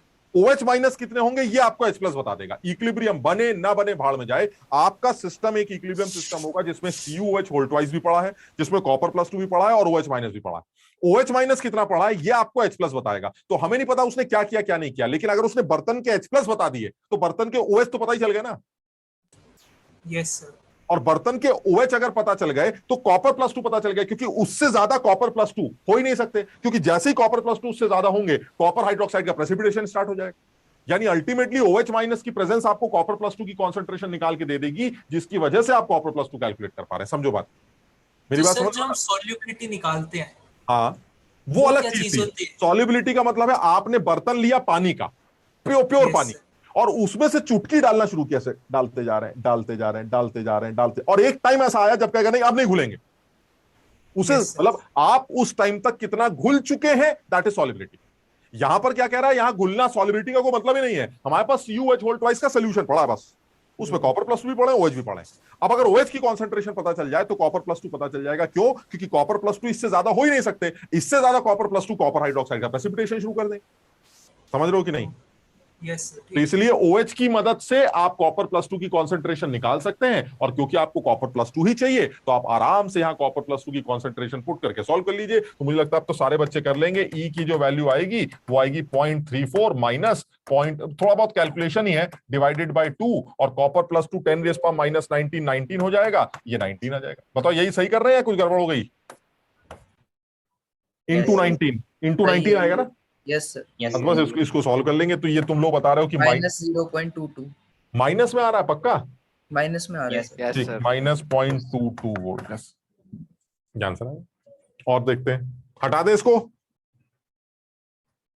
यस भाई नोएडा वाले बच्चे समझ में आ गया? Yes sir. नहीं सर। अब बताओ लफड़ा, बताओ लफड़ा। सर ये लॉग, सर ये OH वाला पार्ट समझ में नहीं आया सर। ये वाला सर इधर वो pH वाला सर, pH। अरे रे यार, अगर 298 केल्विन है तो इसका मतलब पीएच के H+ और OH का मल्टीप्लीकेशन 10⁻⁻14 होगा। ठीक है सर। यानी पीएच प्लस POH जो होता है वो 14 होता है 25 डिग्री पर। ठीक है सर। ये फैक्ट है कि 25 डिग्री सेंटीग्रेड पर किसी भी सोल्यूशन के अंदर H और OH की पीएच वैल्यू, मतलब पीएच प्लस POH का जो सम है वो 14 के बराबर होता है, कैसा भी सोल्यूशन। तो अगर उसने पीएच की वैल्यू 14 दे रखी है और सम भी 14 होता है तो इसका POH को 0 होना पड़ेगा ना। मतलब ये 14 दे रखा है, ये भी 14 है, तो ये 0 होगा ना फिर। Yes sir. और POH होता किसके बराबर है? -log OH। ठीक है सर। तो अगर इसको 0 करना चाहते हो तो OH को 1 करना पड़ेगा फिर। Yes sir. log 1 क्या होता है? 0। log 1 0 होता है ना, तो इसका अगर OH को 1 कर दें तभी ये POH 0 आएगा। तो मैंने OH की कॉन्सेंट्रेशन 1 समझ ली, यानी आपको सवाल में OH 1 दे रखा है, KSP का एक्सप्रेशन लिखा, कॉपर +2 की concentration KsP upon OH square से आ जाएगी, OH की वैल्यू 1 हो गई, तो जो KsP है वही आपका कॉपर बन गया, कॉपर की कॉन्सेंट्रेशन वहां पुट कर दी।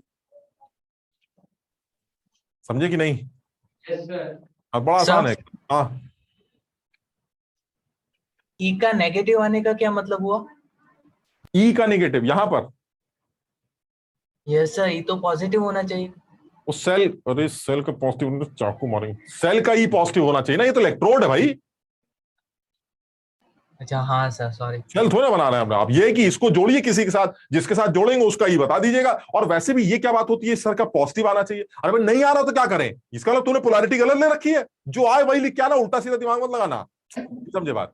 भाई उसने जो दे दिया, ऐसा ये सेल बना हुआ है, उसने बना के दे दिया बाकायदा सॉल्ट ब्रिज, इधर वो इधर वो। अब आपने कैलकुलेट किया ईएमएफ ऑफ द सेल, वो -5 आ गया। अब आप ये कहेंगे कि भाई -5 क्यों आ गया? अरे भाई -5 आ गया, उसने गलत पोलैरिटी ले रखी है। जिसको एनोड बनाना था उसको कैथोड बना के बैठा है, और जिसको कैथोड बनाना था उसको एनोड बना के बैठा है, इसलिए माइनस में आ रहा। यानी अगर उसके बाद वो आपसे पूछे कि क्या ये पोलैरिटी सही है, तो आप लिख दीजिएगा नहीं बेटा, आंसर क्योंकि ईएमएफ निगेटिव आ रहा है, इसका मतलब ये पोलैरिटीज रिवर्स होनी चाहिए। कैथोडिक कंपार्टमेंट एनोडिक बन जाएगा, एनोडिक आदमी कैथोडिक बन जाएगा, तब आपका सेल काम करेगा।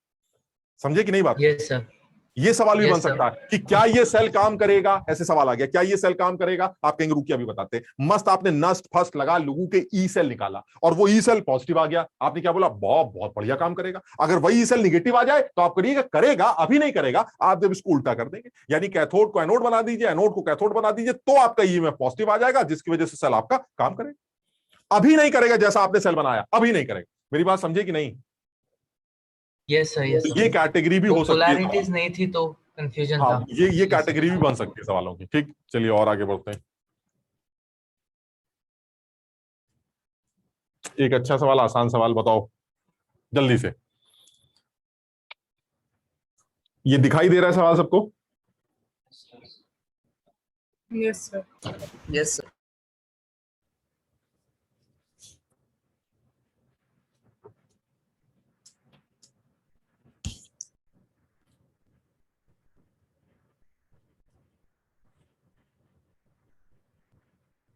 सर हाँ सर, जैसे हमें पता ही कि अगर सेल का ई नेगेटिव आता है तो वो सेल काम नहीं करता। तो अगर जो उसका एक इलेक्ट्रोड है, अगर उसका ई नेगेटिव आता है तो उसका मतलब क्या होता है? नहीं, वो उसका कोई मतलब नहीं होता। सेल का इलेक्ट्रोड का ईएमएफ नेगेटिव आ रहा है, यानी सेल की कंसंट्रेशन कुछ इस तरह से ली गई है। जो हमारा वो है इलेक्ट्रोलाइट, उस इलेक्ट्रोलाइट की कंसंट्रेशन कुछ इस तरह से ले रखी है कि ई नॉट के पॉजिटिव होने के बाद भी जब आप नस्ट इक्वेशन से ई निकाल रहे हैं तो नेगेटिव आ रहा है। इसका कोई सिग्निफिकेंस नहीं है नेगेटिव आने का, क्योंकि इसके नेगेटिव पॉजिटिव से फर्क नहीं पड़ेगा। फर्क पड़ेगा जब आप इसको किसी और के साथ जोड़ें और जो नेट सेल तैयार हो उसका ई नेगेटिव नहीं आना चाहिए, बस इतना फर्क। ये तो OH की कॉन्सेंट्रेशन, तुम बताओ क्या मैं OH की कॉन्सेंट्रेशन को ऐसा एडजस्ट नहीं कर सकता था जिससे ये हमारा इलेक्ट्रोड पोटेंशियल पॉजिटिव आता है इससे पहले वाले सवाल में? यस सर, आ सकता हूं। तो सवाल में जैसे दे दिया हमने, कर दिया, खत्म बात। आपने भाई OH की कॉन्सेंट्रेशन को 1 बोल रखा है तो मैंने 1 से आंसर निकाल दिया। अगर OH की कॉन्सेंट्रेशन 10 की पावर -12 होती तो -12 से आंसर निकाल लेता। मुझे तो कॉपर +2 चाहिए with the help of OH-, बात खत्म। अब आपने OH ऐसा दे रखा है जिससे कॉपर +2 की वैल्यू 10⁻19 आ रही है, तो मैंने 10⁻19 रख दिया, जैसा आपने कहा वैसे कर दिया। ठीक है। A hydrogen electrode is immersed in a solution of pH = 0। अच्छा, ये देखो यहां से भी समझ में आ रहा है ना, pH = 0 का मतलब, pH = 0 का मतलब H+ कॉन्सेंट्रेशन, H+ की कॉन्सेंट्रेशन जो है हमने 1 मान लीजिए, तो ये हमारा H+ यहां से आ गया 1। चलिए ठीक है, ये हमारा H+1 मोल। तो हमें लग रहा है ये स्टैंडर्ड कंडीशन ही हो गया। By how much will the reduction potential change if an equivalent amount of NaOH is added to this solution so that the solution becomes neutral? अरे ये तो बड़ा फर्जी सवाल हो गया है।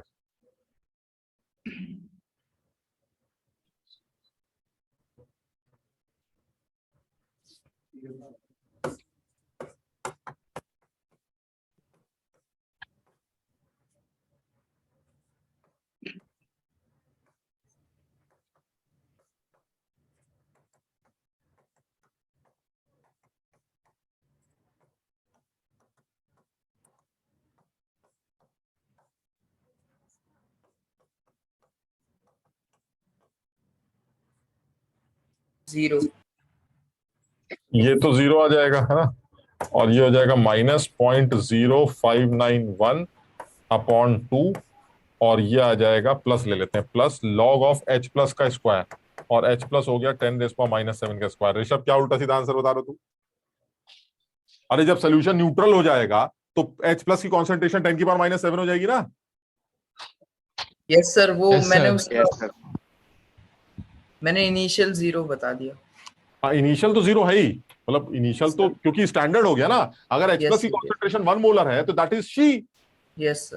तो शी का तो वैसे ही नॉट 0 होता है, उसमें सोचना ही नहीं। फिर वो कह रहा नहीं अब ये सब छोड़िए, अगर मैं यही इलेक्ट्रोड ऐसे सोल्यूशन में बना था जिसमें H प्लस की कॉन्सेंट्रेशन 10⁻⁷ होती, कैसे पता चल रहा है? क्योंकि आपने बताया है कि मैंने NaOH ऐड किया है और NaOH ऐड करने के बाद उसको न्यूट्रल बना दिया है।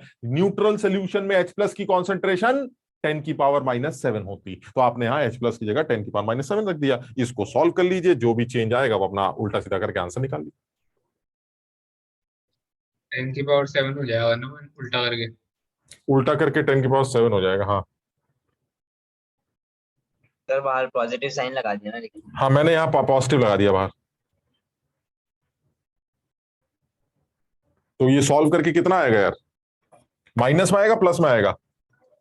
सर प्लस में। 2 से 2 कट जाएगा, माइनस में आएगा, तो ये 7 इंटू दिस आएगा। प्लस में आएगा सर। है प्लस में आएगा? Yes sir. क्यों?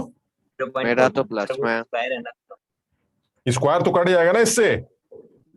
Yes sir. चेंज पूछा है ना? माइनस में। अरे चेंज बात की बात है, चेंज वेंज बात की बात है। पहले अभी बताओ ना कितना आएगा। 7 1 7, 7 9 63, -0.4137 -0.4137। ये माइनस में आएगा ना? Yes sir.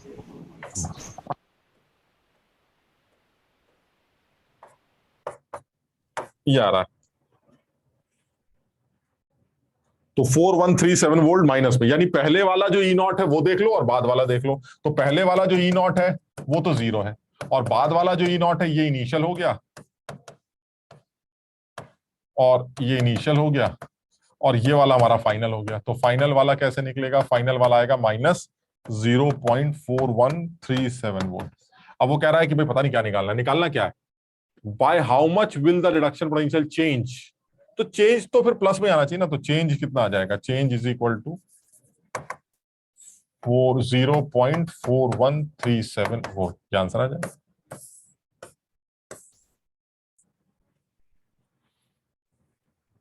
देखो मुझे फिर वही लगा, में चेंज सर इसको ई सेल ही तो कहेंगे ना?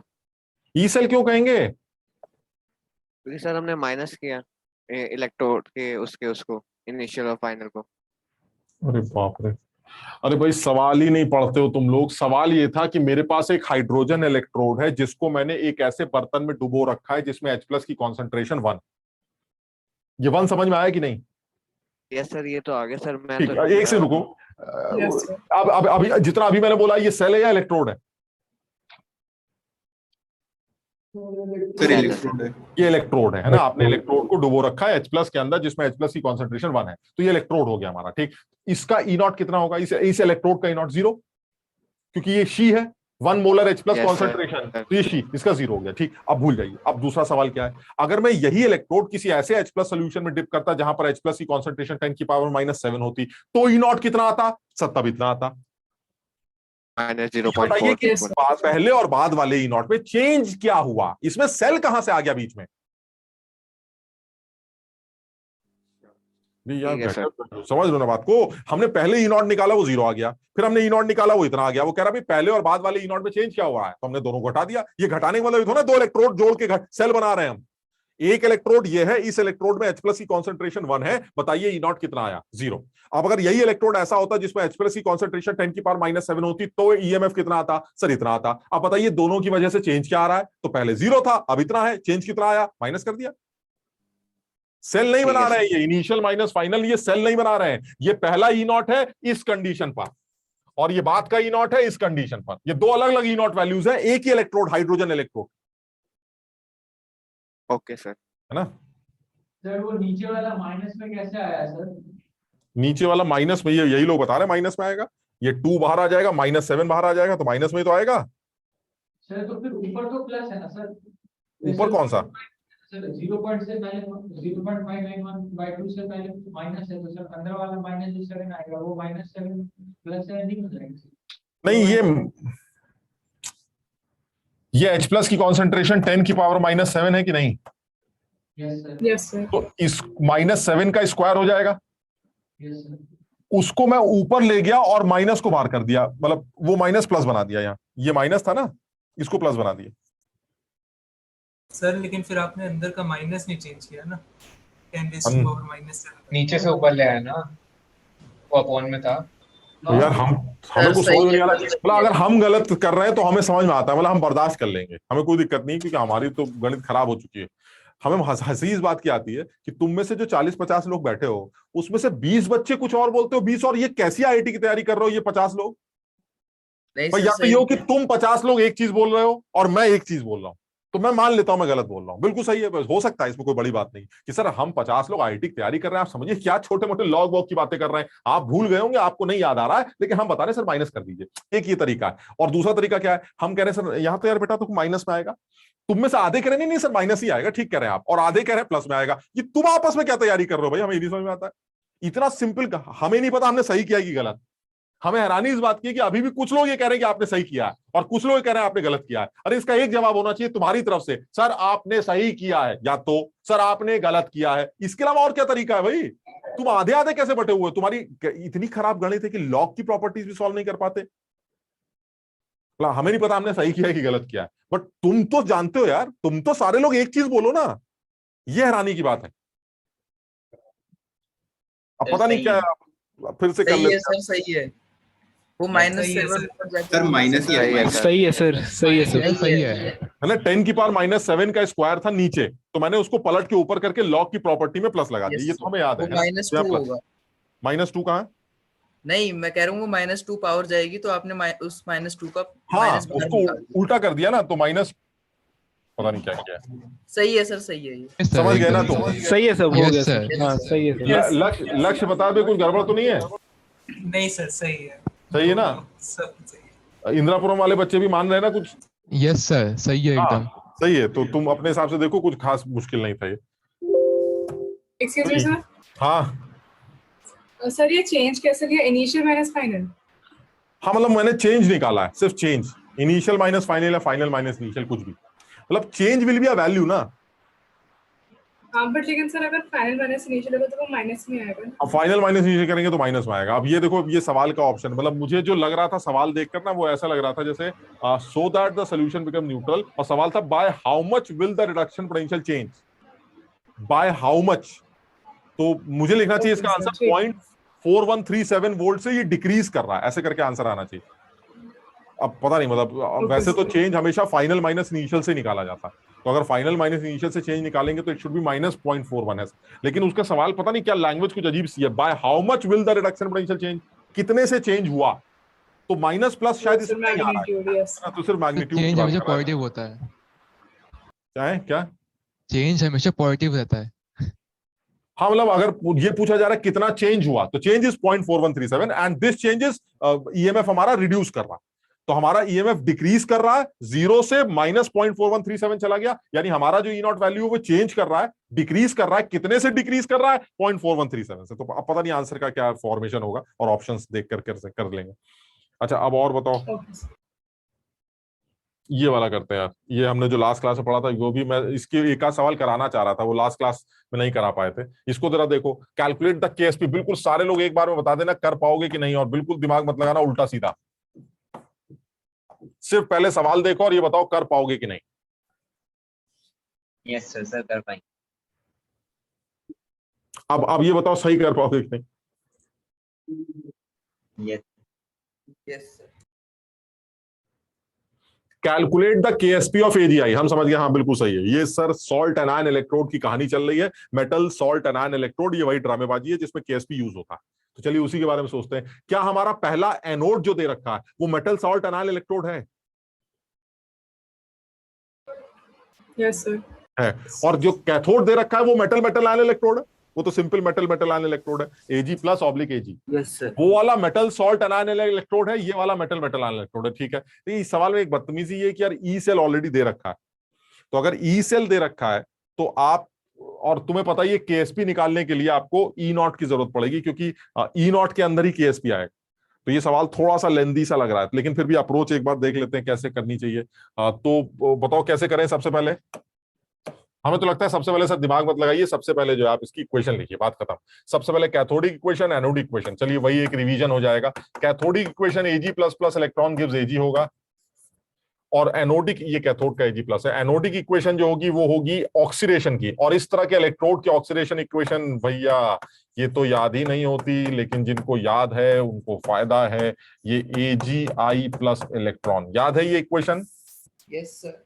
ये इक्वेशन ये बिल्कुल बहुत मुश्किल है, मैं बता रहा हूं। अगर जिन बच्चों को ये इलेक्ट्रोड नहीं पता है या जिन्होंने सिर्फ सुना है ऊपरी तौर पर, वो इसकी इक्वेशन वगैरह नहीं लिख पाते। तुम इसको जरूर याद करके जाना एकदम से कि इस तरह के मेटल सॉल्ट एनाल इलेक्ट्रोड को अगर कैथोड समझा जाता है तो इक्वेशन कैसे लिखी जाती है, और एनोड समझा जाता है तो इक्वेशन कैसे लिखी जाती है। अब आप इन दोनों को जोड़ दीजिए, ये आपका I माइनस कहां मिलेगा, एनोड पर। तो अब आपकी इक्वेशन क्या बन गई, Ag plus cathode plus I minus anode gives AgI। ये मेरी नेट इक्वेशन हो गई, बहुत बढ़िया। चलिए इस नेट इक्वेशन पर नस्ट मारते हैं with the help of E not, उससे आएगा E। चलिए E कितना दे रखा है, E दे रखा है 0.7884, और मैंने नस्ट लगाया तो मुझे चाहिए सेल का E not minus 0.0591 upon electron transfer हुआ 1 लॉग ऑफ कौन कौन आएगा, 1 अपॉन Ag प्लस आएगा कैथोड वाला, और I माइनस आएगा एनोड वाला। बताओ ठीक कर रहा है ये? Yes sir.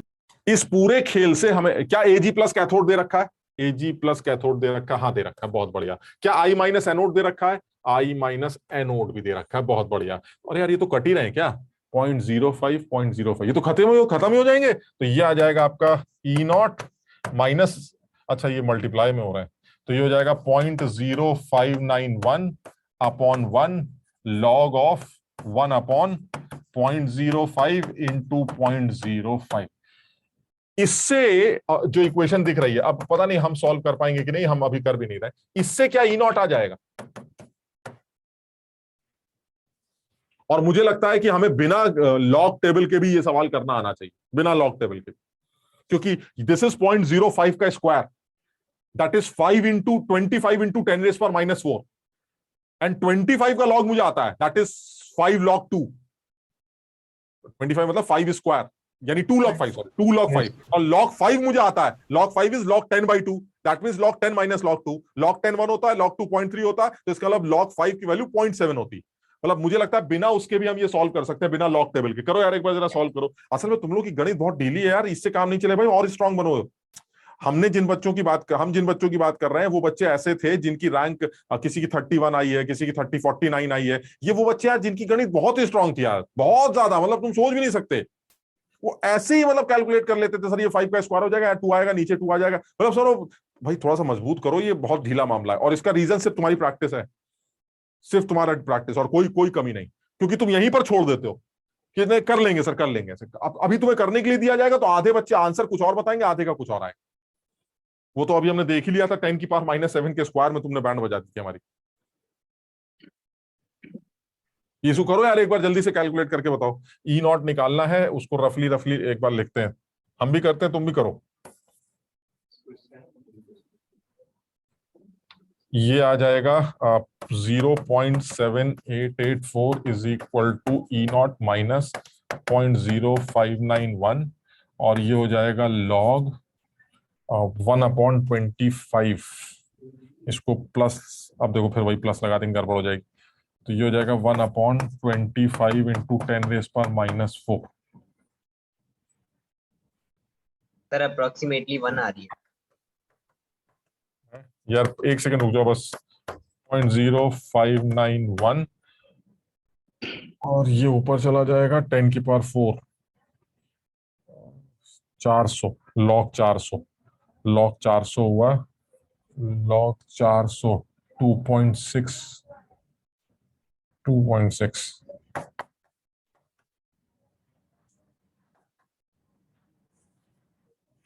ये पता नहीं हम सही कर रहे हैं कि नहीं कर रहे हैं।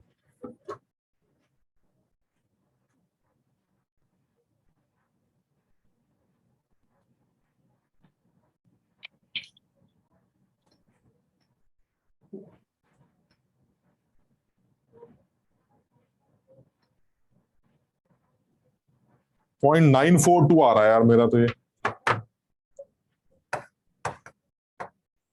Yes sir.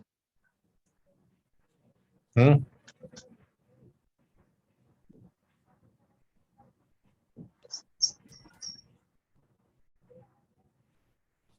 यही आ रहा है सर। 0.942 ठीक है, ये ई नॉट आ गया। लेकिन ई नॉट थोड़ा निकालना है, हमें तो केएसपी चाहिए। तो चलिए अब केएसपी की बात करते हैं। अब तुम ये बताओ तुम्हारे हिसाब से ई नॉट कितना आना चाहिए। मैंने कहा भाई मेरे हिसाब से जो ई नॉट आना चाहिए सेल का वो ये आना चाहिए। E naught cell is equal to reduction potential of cathode, that is E naught of Ag plus oblique Ag minus reduction potential of anode, that is E naught of Ag plus oblique Ag minus 0.0591 upon 1 log of KSP of AgI। यही था ना equation.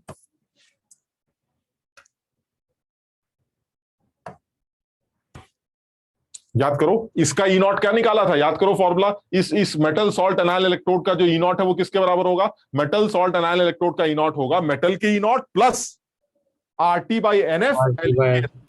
Party party वो सब करके हमने ये cancel हो गया और इससे आपका ई नॉट आके चुका है। ये यहां पुट करते हैं और यहां पुट करके इससे हम केएसपी निकालते हैं। लेकिन अब हमें लगता है केएसपी निकालने में दिक्कत आएगी क्योंकि अब एंटी लॉग लेना पड़ेगा।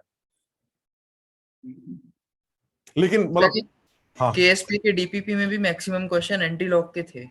तो यार वो ना अब जब कभी हमारे इम्तिहान में आएगा सवाल ना तो कुछ करेगा वो, मतलब कुछ वैल्यू देगा। अब हमें कोई एंटी लॉग टेबल थोड़ी ना याद होती है, समझ रहे हो बात को। तो वो कुछ ना कुछ जुगाड़ लगा के देगा या तो कुछ वैल्यूज दे देगा कुछ जिससे हिंट मिल जाएगी। और डीपीपी में अगर आ रहे हैं तब कोई दिक्कत नहीं क्योंकि डीपीपी घर में सॉल्व करते हो और घर में जब सॉल्व करोगे तो लॉग टेबल भी होगी, कैलकुलेटर भी होगा, तो आप वहां से सॉल्व कर लीजिएगा। लेकिन एग्जाम में जब आता है तो एग्जाम में आप मान के चलिए कि आपको या तो डेटा ऐसा दिया जाएगा जिसमें एंटी लॉग जो है वो सीधा सीधा है, जैसे एंटी लॉग ऑफ 3 आ गया। तो अगर एंटी लॉग ऑफ 3 आ गया तो आप समझ गए कि आंसर इज 1000। समझ रहे हो बात को? 1000 का लॉग क्या होता है 3। तो ऐसे करके आपको आप प्रिडिक्ट कर सकते हैं अपना आंसर। लेकिन अगर यहां पर आ रहा है तो यहां पर तो वही है कि आप घर में बैठे हुए हैं, आपने लॉग एंटी लॉग लगा के आंसर निकाल लिया, तो ये कर सकते हैं। ये समझ में आया क्या किया? Yes sir. यानी सबसे पहले आपने ई सेल की इक्वेशन लिखी, ई सेल की इक्वेशन से आपने ई नॉट निकाल लिया। ये सवाल इसलिए मुश्किल है क्योंकि ई सेल की इक्वेशन लिखते वक्त आपको कंसंट्रेशंस पुट करनी पड़ती। जिसको पता ही नहीं है कि सेल की इक्वेशन ये है वो ये सवाल नहीं कर सकता, समझो। जिसको ये पता है कि सेल की इक्वेशन ये बनेगी, क्योंकि वो सेल की इक्वेशन बनाने के लिए आपको एनोडिक और कैथोडिक दोनों लिखने पड़ेंगे ना। तो कैथोडिक तो चलो दुनिया जानती है, सर ये मेटल मेटल आयन इलेक्ट्रोड है, इसमें क्या करना है, Ag प्लस Ag में जा रहा है, इसमें क्या है। लेकिन एनोडिक इक्वेशन बहुत कम लोग जानते हैं। तो अगर आपको एनोडिक इक्वेशन का आइडिया नहीं है तो आप फिर सेल इक्वेशन नहीं लिख पाएंगे, और सेल इक्वेशन नहीं लिख पाएंगे तो आप नस नहीं लगा पाएंगे, नस नहीं लगा पाएंगे तो आप ई नॉट नहीं निकाल पाएंगे। और ई नॉट मान लो निकाल भी लिया तो भी इस सवाल में मुश्किल पार्ट क्या है? मुश्किल पार्ट ये कि इसके ई नॉट आने से केएसपी तक कैसे पहुंचेंगे, वो भी मुश्किल है। उसके लिए क्या तरीका है कि भाई सबसे पहले इस सेल का ई नॉट निकालो, this minus this, this minus this, और जब माइनस करोगे इसके ई नॉट को तो इसका जो ई नॉट होता है उसमें, समझ लो ये ऐसे था ना, ये ऐसे, यानी E not of cathode minus E not of anode. और एनोड का ई नॉट जो कि मेटल सॉल्ट एनाइल इलेक्ट्रोड है उसका ई नॉट होता है मेटल का E naught plus RT by NF ln KSP। ये हमने याद कर रखा है। देखो हम तुम्हें बार बार बोल रहे हैं, तुम्हारा जैसा दिल करे तुम वैसे कर लेना, हमें नहीं पता तुम क्या करोगे, बट हमें जो तुम्हें बताना है वो ये टॉपिक या ये जो मेटल सॉल्ट एनाइल इलेक्ट्रोड है ये जेई का फेवरेट टॉपिक है अगर इलेक्ट्रोड्स के टाइप्स की बात करें। और ये सवाल इसलिए मुश्किल है क्योंकि बहुत सारे बच्चे इसको ना याद कर पाते हैं ना इसको समझ पाते हैं, और ज्यादातर लोग इसलिए छोड़ देते हैं क्योंकि इसमें ऐसा लगता है जैसे कैलकुलेशंस बहुत ज्यादा है। इस सवाल में हम बहुत ज्यादा समझदारी नहीं दिखा पाए, बट हम लोग ने समझदारी दिखाई है इस तरह के टॉपिक में जब हम सेल को अपना सेल बना देते थे, जब हम अपने सेल में कन्वर्ट करके आंसर निकाला करते थे, लेकिन वो ईएमएफ के रेस्पेक्ट में निकालते थे, ई के रेस्पेक्ट में नहीं। मेरी बात सब लोग समझ रहे हो कि नहीं? जैसे देखता हूं मैं, शायद मेरे पास हो कोई सवाल, एक अगर इस तरह का कोई मिल जाए, देखो जरा, शायद ये वाला है, हो सकता है क्या?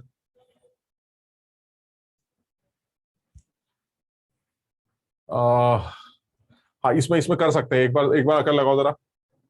और कंसीडर, ये बड़ा अच्छा सवाल लग रहा है मुझे, लगता है शायद ये जेई का सवाल, मुझे जहां तक याद आ रहा है। एक बार जरा समझ के देखो, कंसीडर द सेल, चलिए कर लेते हैं। अरे वाह, ये तो वो सेल है जिसमें दोनों ही इलेक्ट्रोड सॉल्ट एनाइल इलेक्ट्रोड्स, दोनों ही वही इलेक्ट्रोड्स।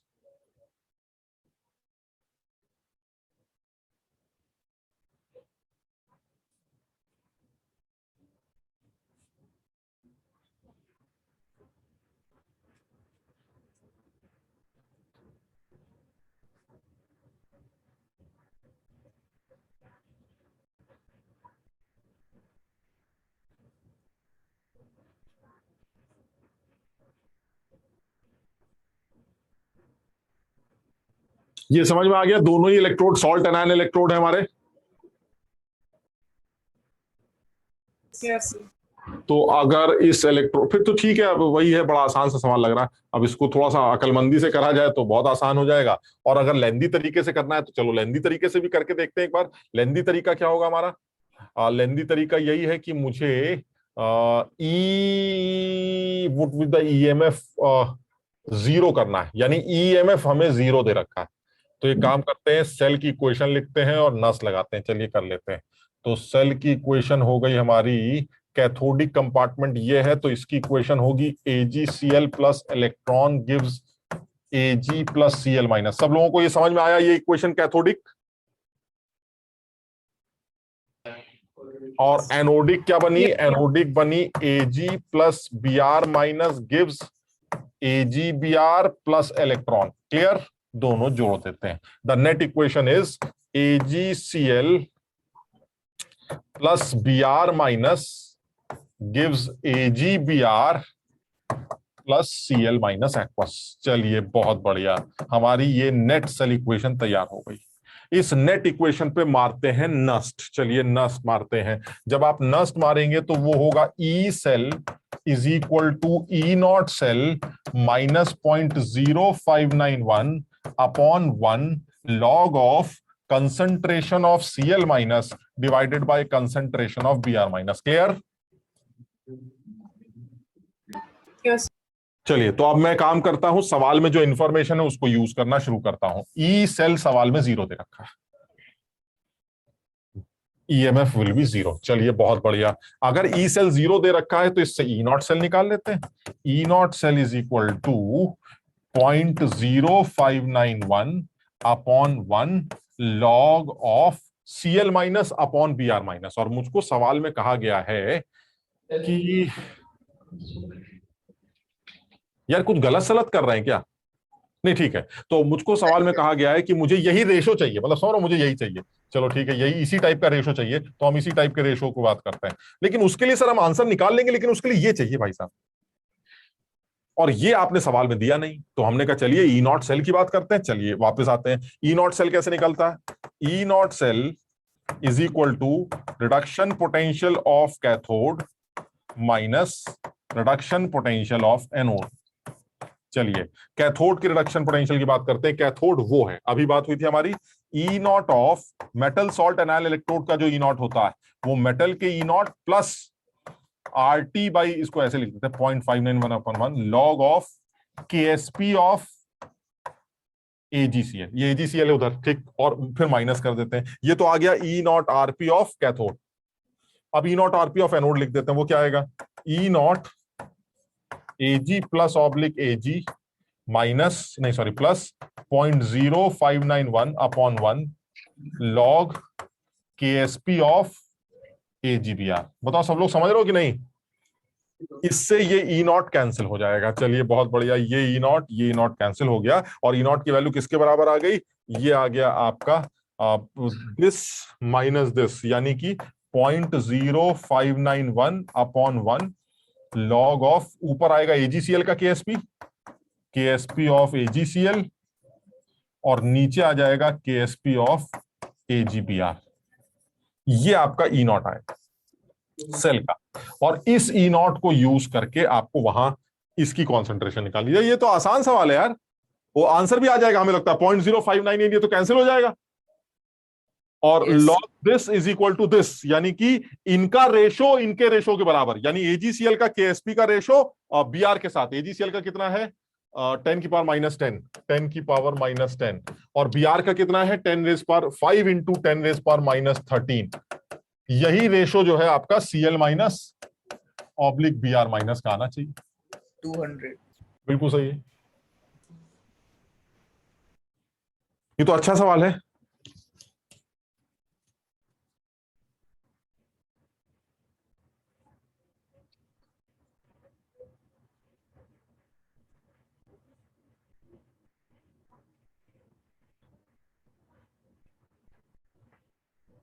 सर इस इलेक्ट्रोड की ऐसी नेमिंग पे सवाल पूछना था। हाँ। AgCl पहले किस लिए लिखते हैं और Ag बाद में किस लिए? रिडक्शन दिखाने के लिए। Ag plus is converted into Ag, this is reduction, और यहाँ उल्टा देखो, Ag 0 ये +1 ऑक्सीडेशन, और Br माइनस उससे तो कोई मतलब ही नहीं का है, भी वो तो माइनस ही है, तो Br से मतलब ही नहीं होता।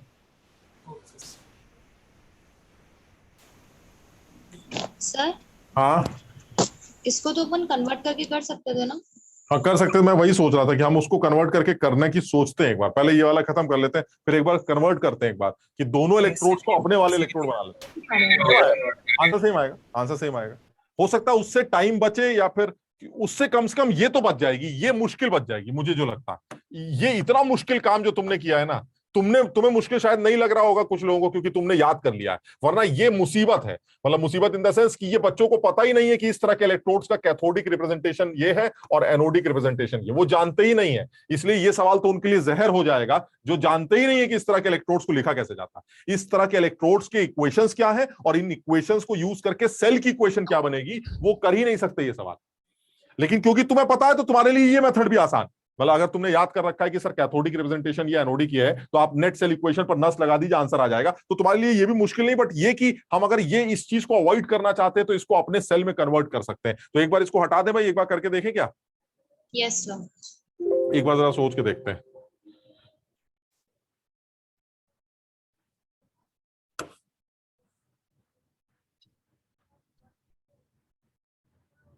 ये एक सेकंड बस, ये हमारा Ag था, ये AgBr था, और ये Br था, और यहां हमारा Cl था, ये AgCl था, और ये Ag था। चलिए ठीक है, अब एक काम करते हैं, इस इलेक्ट्रोड को ये बना देते हैं और इसको ये बना देते हैं। इसको बना देते हैं Ag/Ag प्लस एनोड वाला, और इसको बना देते हैं Ag प्लस कैथोड/Ag, ये बना लेते हैं। बहुत बढ़िया। अब क्या करें, अब हमें दिखाई दे रहा है कि now this is a concentration cell, दिख रहा है सब लोगों को?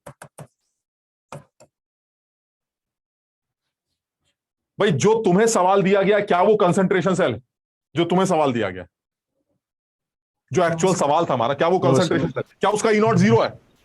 नहीं, तो तुम देख लो उसका E0 तो पता नहीं क्या RT KSP PSP करके निकल के आ रहा था। सर वो कंसंट्रेशन सेल नहीं, लेकिन जो तुमने बेईमानी की है वो तुम्हारा कंसंट्रेशन सेल है। बताओ ये कंसंट्रेशन सेल है कि नहीं? Because both the electrodes are silver. अगर ये कंसंट्रेशन सेल है तो एक चीज तो फिक्स हो गई sir, E0 0, the cell E0 will be 0।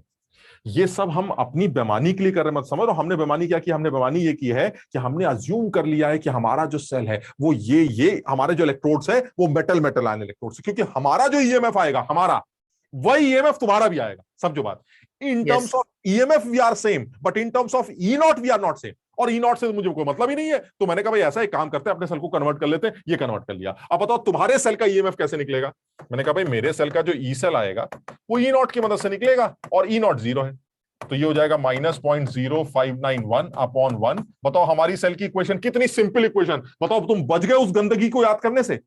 वो AgCl प्लस इलेक्ट्रॉन गिव्स, ये तो लिख सकते हो। इसकी इक्वेशन क्या बनेगी? Ag gives Ag plus anode plus electron, और कैथोडिक इक्वेशन क्या बनेगी? Ag plus cathode plus electron gives Ag। तो तुम्हारा सेल कितना सिंपल सेल है, देखिए आप, Ag plus cathode gives Ag plus anode. ये आ गया आपका आंसर, कितना सिंपल एकदम। अब आप इस पे नस लगा दीजिए, बस हो गया। ई सेल हमें निकालना है। निकालना क्या है? E0 सेल तो 0 है, क्यों? क्योंकि कंसंट्रेशन सेल है, और सवाल कह रहा है ई सेल भी 0 है। कुछ समझ लो कि नहीं? और लॉग के अंदर आ जाएगा Ag plus anode divided by Ag plus cathode. बहुत बढ़िया। और ये सब 0 हो गया, तो इसका मतलब ये हुआ कि Ag plus anode divided by Ag plus cathode is equal to 1। कहते हो सही कह रहे हैं? Yes sir. Yes sir. इसका मतलब ये पता नहीं सही कर रहे हैं, पता नहीं सही कर रहे हैं कि नहीं। ये कटने के बाद 0 हो गया ना, और 0 आने के लिए इसको 1 होना चाहिए। ठीक, इसका अब बताओ what is Ag plus anode? Ag plus anode is KSP of AgBr divided by Br minus. Clear? Yes sir. और what is Ag plus cathode? KSP of AgCl divided by Cl minus, and this is equal to 1। क्या सवाल में KSP दे रखे? Yes sir. और Br/Cl का ratio निकालो, वही आंसर कर लोगे? Yes sir. तो हमें लगता है ये ज्यादा आसान हो गया। कुसुम तुम पूछ रही थी ना अभी? Yes sir. हाँ, तो ये हमें लगता है ये ज्यादा आसान हो गया। लेकिन ठीक है, मतलब आसान क्या, कम से कम हम इस चक्कर में वो ना भूलें, क्योंकि हमने देखा है कि जेई में कुछ सवाल ऐसे भी बने हैं जिसमें आपको वो याद रखना पड़ेगा कि the metal salt anion electrode का जो ई नॉट है वो मेटल के E naught plus RT by NF ln KSP से निकाला जाता है। मतलब इसको भी सवाल बन सकता है, तो वो तो याद ही रखना है। बट ये कि एक सोच और भी है, सोच क्या है कि भाई ऐसा कहाँ इतने बंदे गंदे आदमियों के चक्कर में पड़ो, इसको भी मेटल आयन इलेक्ट्रॉन मान लो, इसको भी मेटल आयन इलेक्ट्रॉन मान लो। कम से कम ऐसा करने से ई नॉट का झंझट खत्म हो जाएगा। ई नॉट के झंझट खत्म होने से फटाक से एक लाइन में आंसर सवाल सॉल्व। तो ये तुम्हें बस इस बात का ध्यान रखना पड़ेगा कि अगर सवाल ई नॉट के रेस्पेक्ट में चल रहा है तो दिक्कत, क्योंकि हम जिस सेल को मानते हैं ये ई नॉट के रेस्पेक्ट में सिमिलर नहीं है। They are different cells with respect to E naught, but they are same cells with respect to E. तो अगर सवाल ई के रेस्पेक्ट में चल रहा है तब तो जो करना है कर लो, बट ई नॉट के रेस्पेक्ट में अगर सवाल पूछा जा रहा है कि what is the E not of the cell, और तुमने खड़ाक से बदतमीजी की और कह दिया अरे ई नॉट तो 0 होगा, जबकि एक्चुअली इस इलेक्ट्रोड का ई नॉट, इस सेल का ई नॉट 0 नहीं। तो ई नॉट के रेस्पेक्ट में तुम ये चेंजेस नहीं कर सकते, बट ई के रेस्पेक्ट में ये चेंजेस किए जा सकते हैं। समझ गए? Yes sir. तो चलो फिर आज इतना ही करते हैं, अगली क्लास में फिर इसको इलेक्ट्रोलिसिस स्टार्ट करते हैं। ठीक है, तो चलो अगली बार मिलते हैं। हाँ सर एक डाउट था। हाँ, जो कार्बोकेटायन होते हैं वो हार्ड एसिड कैसे होते हैं? जो कौन से? Sir carbocation. हाँ, मतलब कार्बोकेटायन मतलब कार्बन पे प्लस होना चाहिए। देखो दो तरह के कार्बन है, एक कार्बन वो जो डेल प्लस, एक कार्बन वो जो प्लस। तो कार्बन जो कि तुमने हार्ड एसिड की बात बोली तो मैं एक ही लाइन बोलूंगा, इलेक्ट्रो पॉजिटिव एलिमेंट पर अगर पॉजिटिव चार्ज है तो वो हार्ड एसिड है, इलेक्ट्रो पॉजिटिव एलिमेंट पर अगर पार्शियल पॉजिटिव चार्ज है तो वो सॉफ्ट एसिड। बस अब इसमें ज्यादा झंझट की जरूरत ही नहीं। यानी अगर कोई रिएक्शन SN1 पाथ फॉलो कर रही तो इसका मतलब कार्बोकेटायन बनेगा, और अगर कार्बोकेटायन बनेगा तो वो हार्ड एसिड का पोर्शन होगा जो इनवाइट करेगा हार्ड बेस को। इसलिए वो एम्बिडेंट न्यूक्लियोफाइल्स में हार्ड बेस जाके जोड़ते हैं। ये तुमने पढ़ा ना, एम्बिडेंट न्यूक्लियोफाइल जब जोड़ते हैं तो हार्ड एसिड के ऊपर हार्ड बेस और सॉफ्ट एसिड के ऊपर सॉफ्ट बेस। तो अगर कोई कहता है कि भाई SN1 रिएक्शन में साइनाइड को जोड़ना है, बताइए साइनाइड का कार्बन जुड़ेगा या नाइट्रोजन? तो अगर आपने SN1 का नाम ले लिया तो SN1 में कार्बन पे प्लस होगा, उस प्लस पर साइनाइड का हार्ड बेस आएगा, और साइनाइड का हार्ड बेस होगा नाइट्रोजन, क्योंकि इलेक्ट्रोनेगेटिव एलिमेंट पर लोन पेयर या नेगेटिव चार्ज उसको हार्ड बेस बना देता है, और इलेक्ट्रो पॉजिटिव एलिमेंट पर नेगेटिव चार्ज उसको सॉफ्ट बेस बना देता है। बात समझ रहे हो कि नहीं? यस सर, बट वो लोन पेयर भी हार्ड बनाएगा, लोन पेयर भी हार्ड बनाएगा और नेगेटिव चार्ज भी हार्ड बनाएगा, लेकिन इलेक्ट्रोनेगेटिव पर, अगर इलेक्ट्रो पॉजिटिव पर नेगेटिव चार्ज है तो उसे सॉफ्ट बेस कंसीडर किया है। तो सर कार्बोकेटायन की टेंडेंसी इलेक्ट्रॉन पेयर एक्सेप्ट करने की नहीं होती? कार्बोकेटायन की टेंडेंसी इलेक्ट्रॉन पेयर एक्सेप्ट करने की होती है। वो पेयर नेगेटिव चार्ज के अंदर भी तो होता है, नेगेटिव चार्ज भी तो इलेक्ट्रॉन पेयर ही होता है। वो नेगेटिव चार्ज इलेक्ट्रॉन पेयर इसलिए क्योंकि जिसके साथ वो जुड़ा था उसके इलेक्ट्रॉन उसने ले लिए, तो दोनों इलेक्ट्रॉन की वजह से उसके ऊपर नेगेटिव चार्ज आ गया, क्योंकि एक मेरा था और एक मैंने उसका ले लिया। यानी वो भी एक पेयर है जिसके ऊपर नेगेटिव चार्ज, और एक वो जो लोन पेयर है। तो आप या तो लोन पेयर एक्सेप्ट करेंगे या वो नेगेटिव चार्ज एक्सेप्ट करेंगे। अब आप डिसाइड करिए कि आप कौन है। तो अगर आप कार्बोकेटायन है तो आप नेगेटिव चार्ज एक्सेप्ट करेंगे, अगर आप डेल प्लस है तो वो लोन पेयर एक्सेप्ट करेंगे। यानी SN2 हो रही होती तो साइनाइड बनता RCN, और अगर SN1 हो रही है तो RNC बनेगा। समझे कि नहीं? Yes sir. तो चलो फिर अगली बार मिलते हैं भाई। सर एक गिलमैन्स रिएजेंट के बारे में पूछना था। हाँ। ये सर रिएक्ट ग्रिग्नार्ड की तरह ही करते हैं? हाँ बिल्कुल, R- R2CuLi वो जो कोरे हाउस का है। यस सर, बस तो R2CuLi का R- वीक है मतलब ग्रिग्नार्ड की तरह ही करता है, बट R का माइनस जुड़ा किसके साथ? ग्रिग्नार्ड में R का माइनस किसके साथ जुड़ा है? Mg के साथ है। और ये R का माइनस कॉपर के साथ। Yes sir. कमजोर, कॉपर कम इलेक्ट्रोपॉजिटिव होता है, कमजोर। ये कमजोर आदमी R- कमजोर न्यूक्लियोफाइल, ये अब कुछ करेगा। मतलब हम जब एल्डिहाइड कीटोन्स में 1,2 एडिशन और 1,4 एडिशन की बात करेंगे तो हमें पता चलेगा कि ये गिलमैन कुछ और करता है, ग्रिग्नार्ड कुछ और करता है। यस सर, उसके क्वेश्चंस थे मतलब ना। तो हम करेंगे वो एल्डिहाइड कीटोन में जब ये बात आएगी तो करेंगे। सर इलेक्ट्रो के बाद हम केमिकल काइनेटिक्स करेंगे? हाँ कर सकते हैं, काइनेटिक्स छोटा चैप्टर है, फटाफट हो जाएगा और वो आसान भी।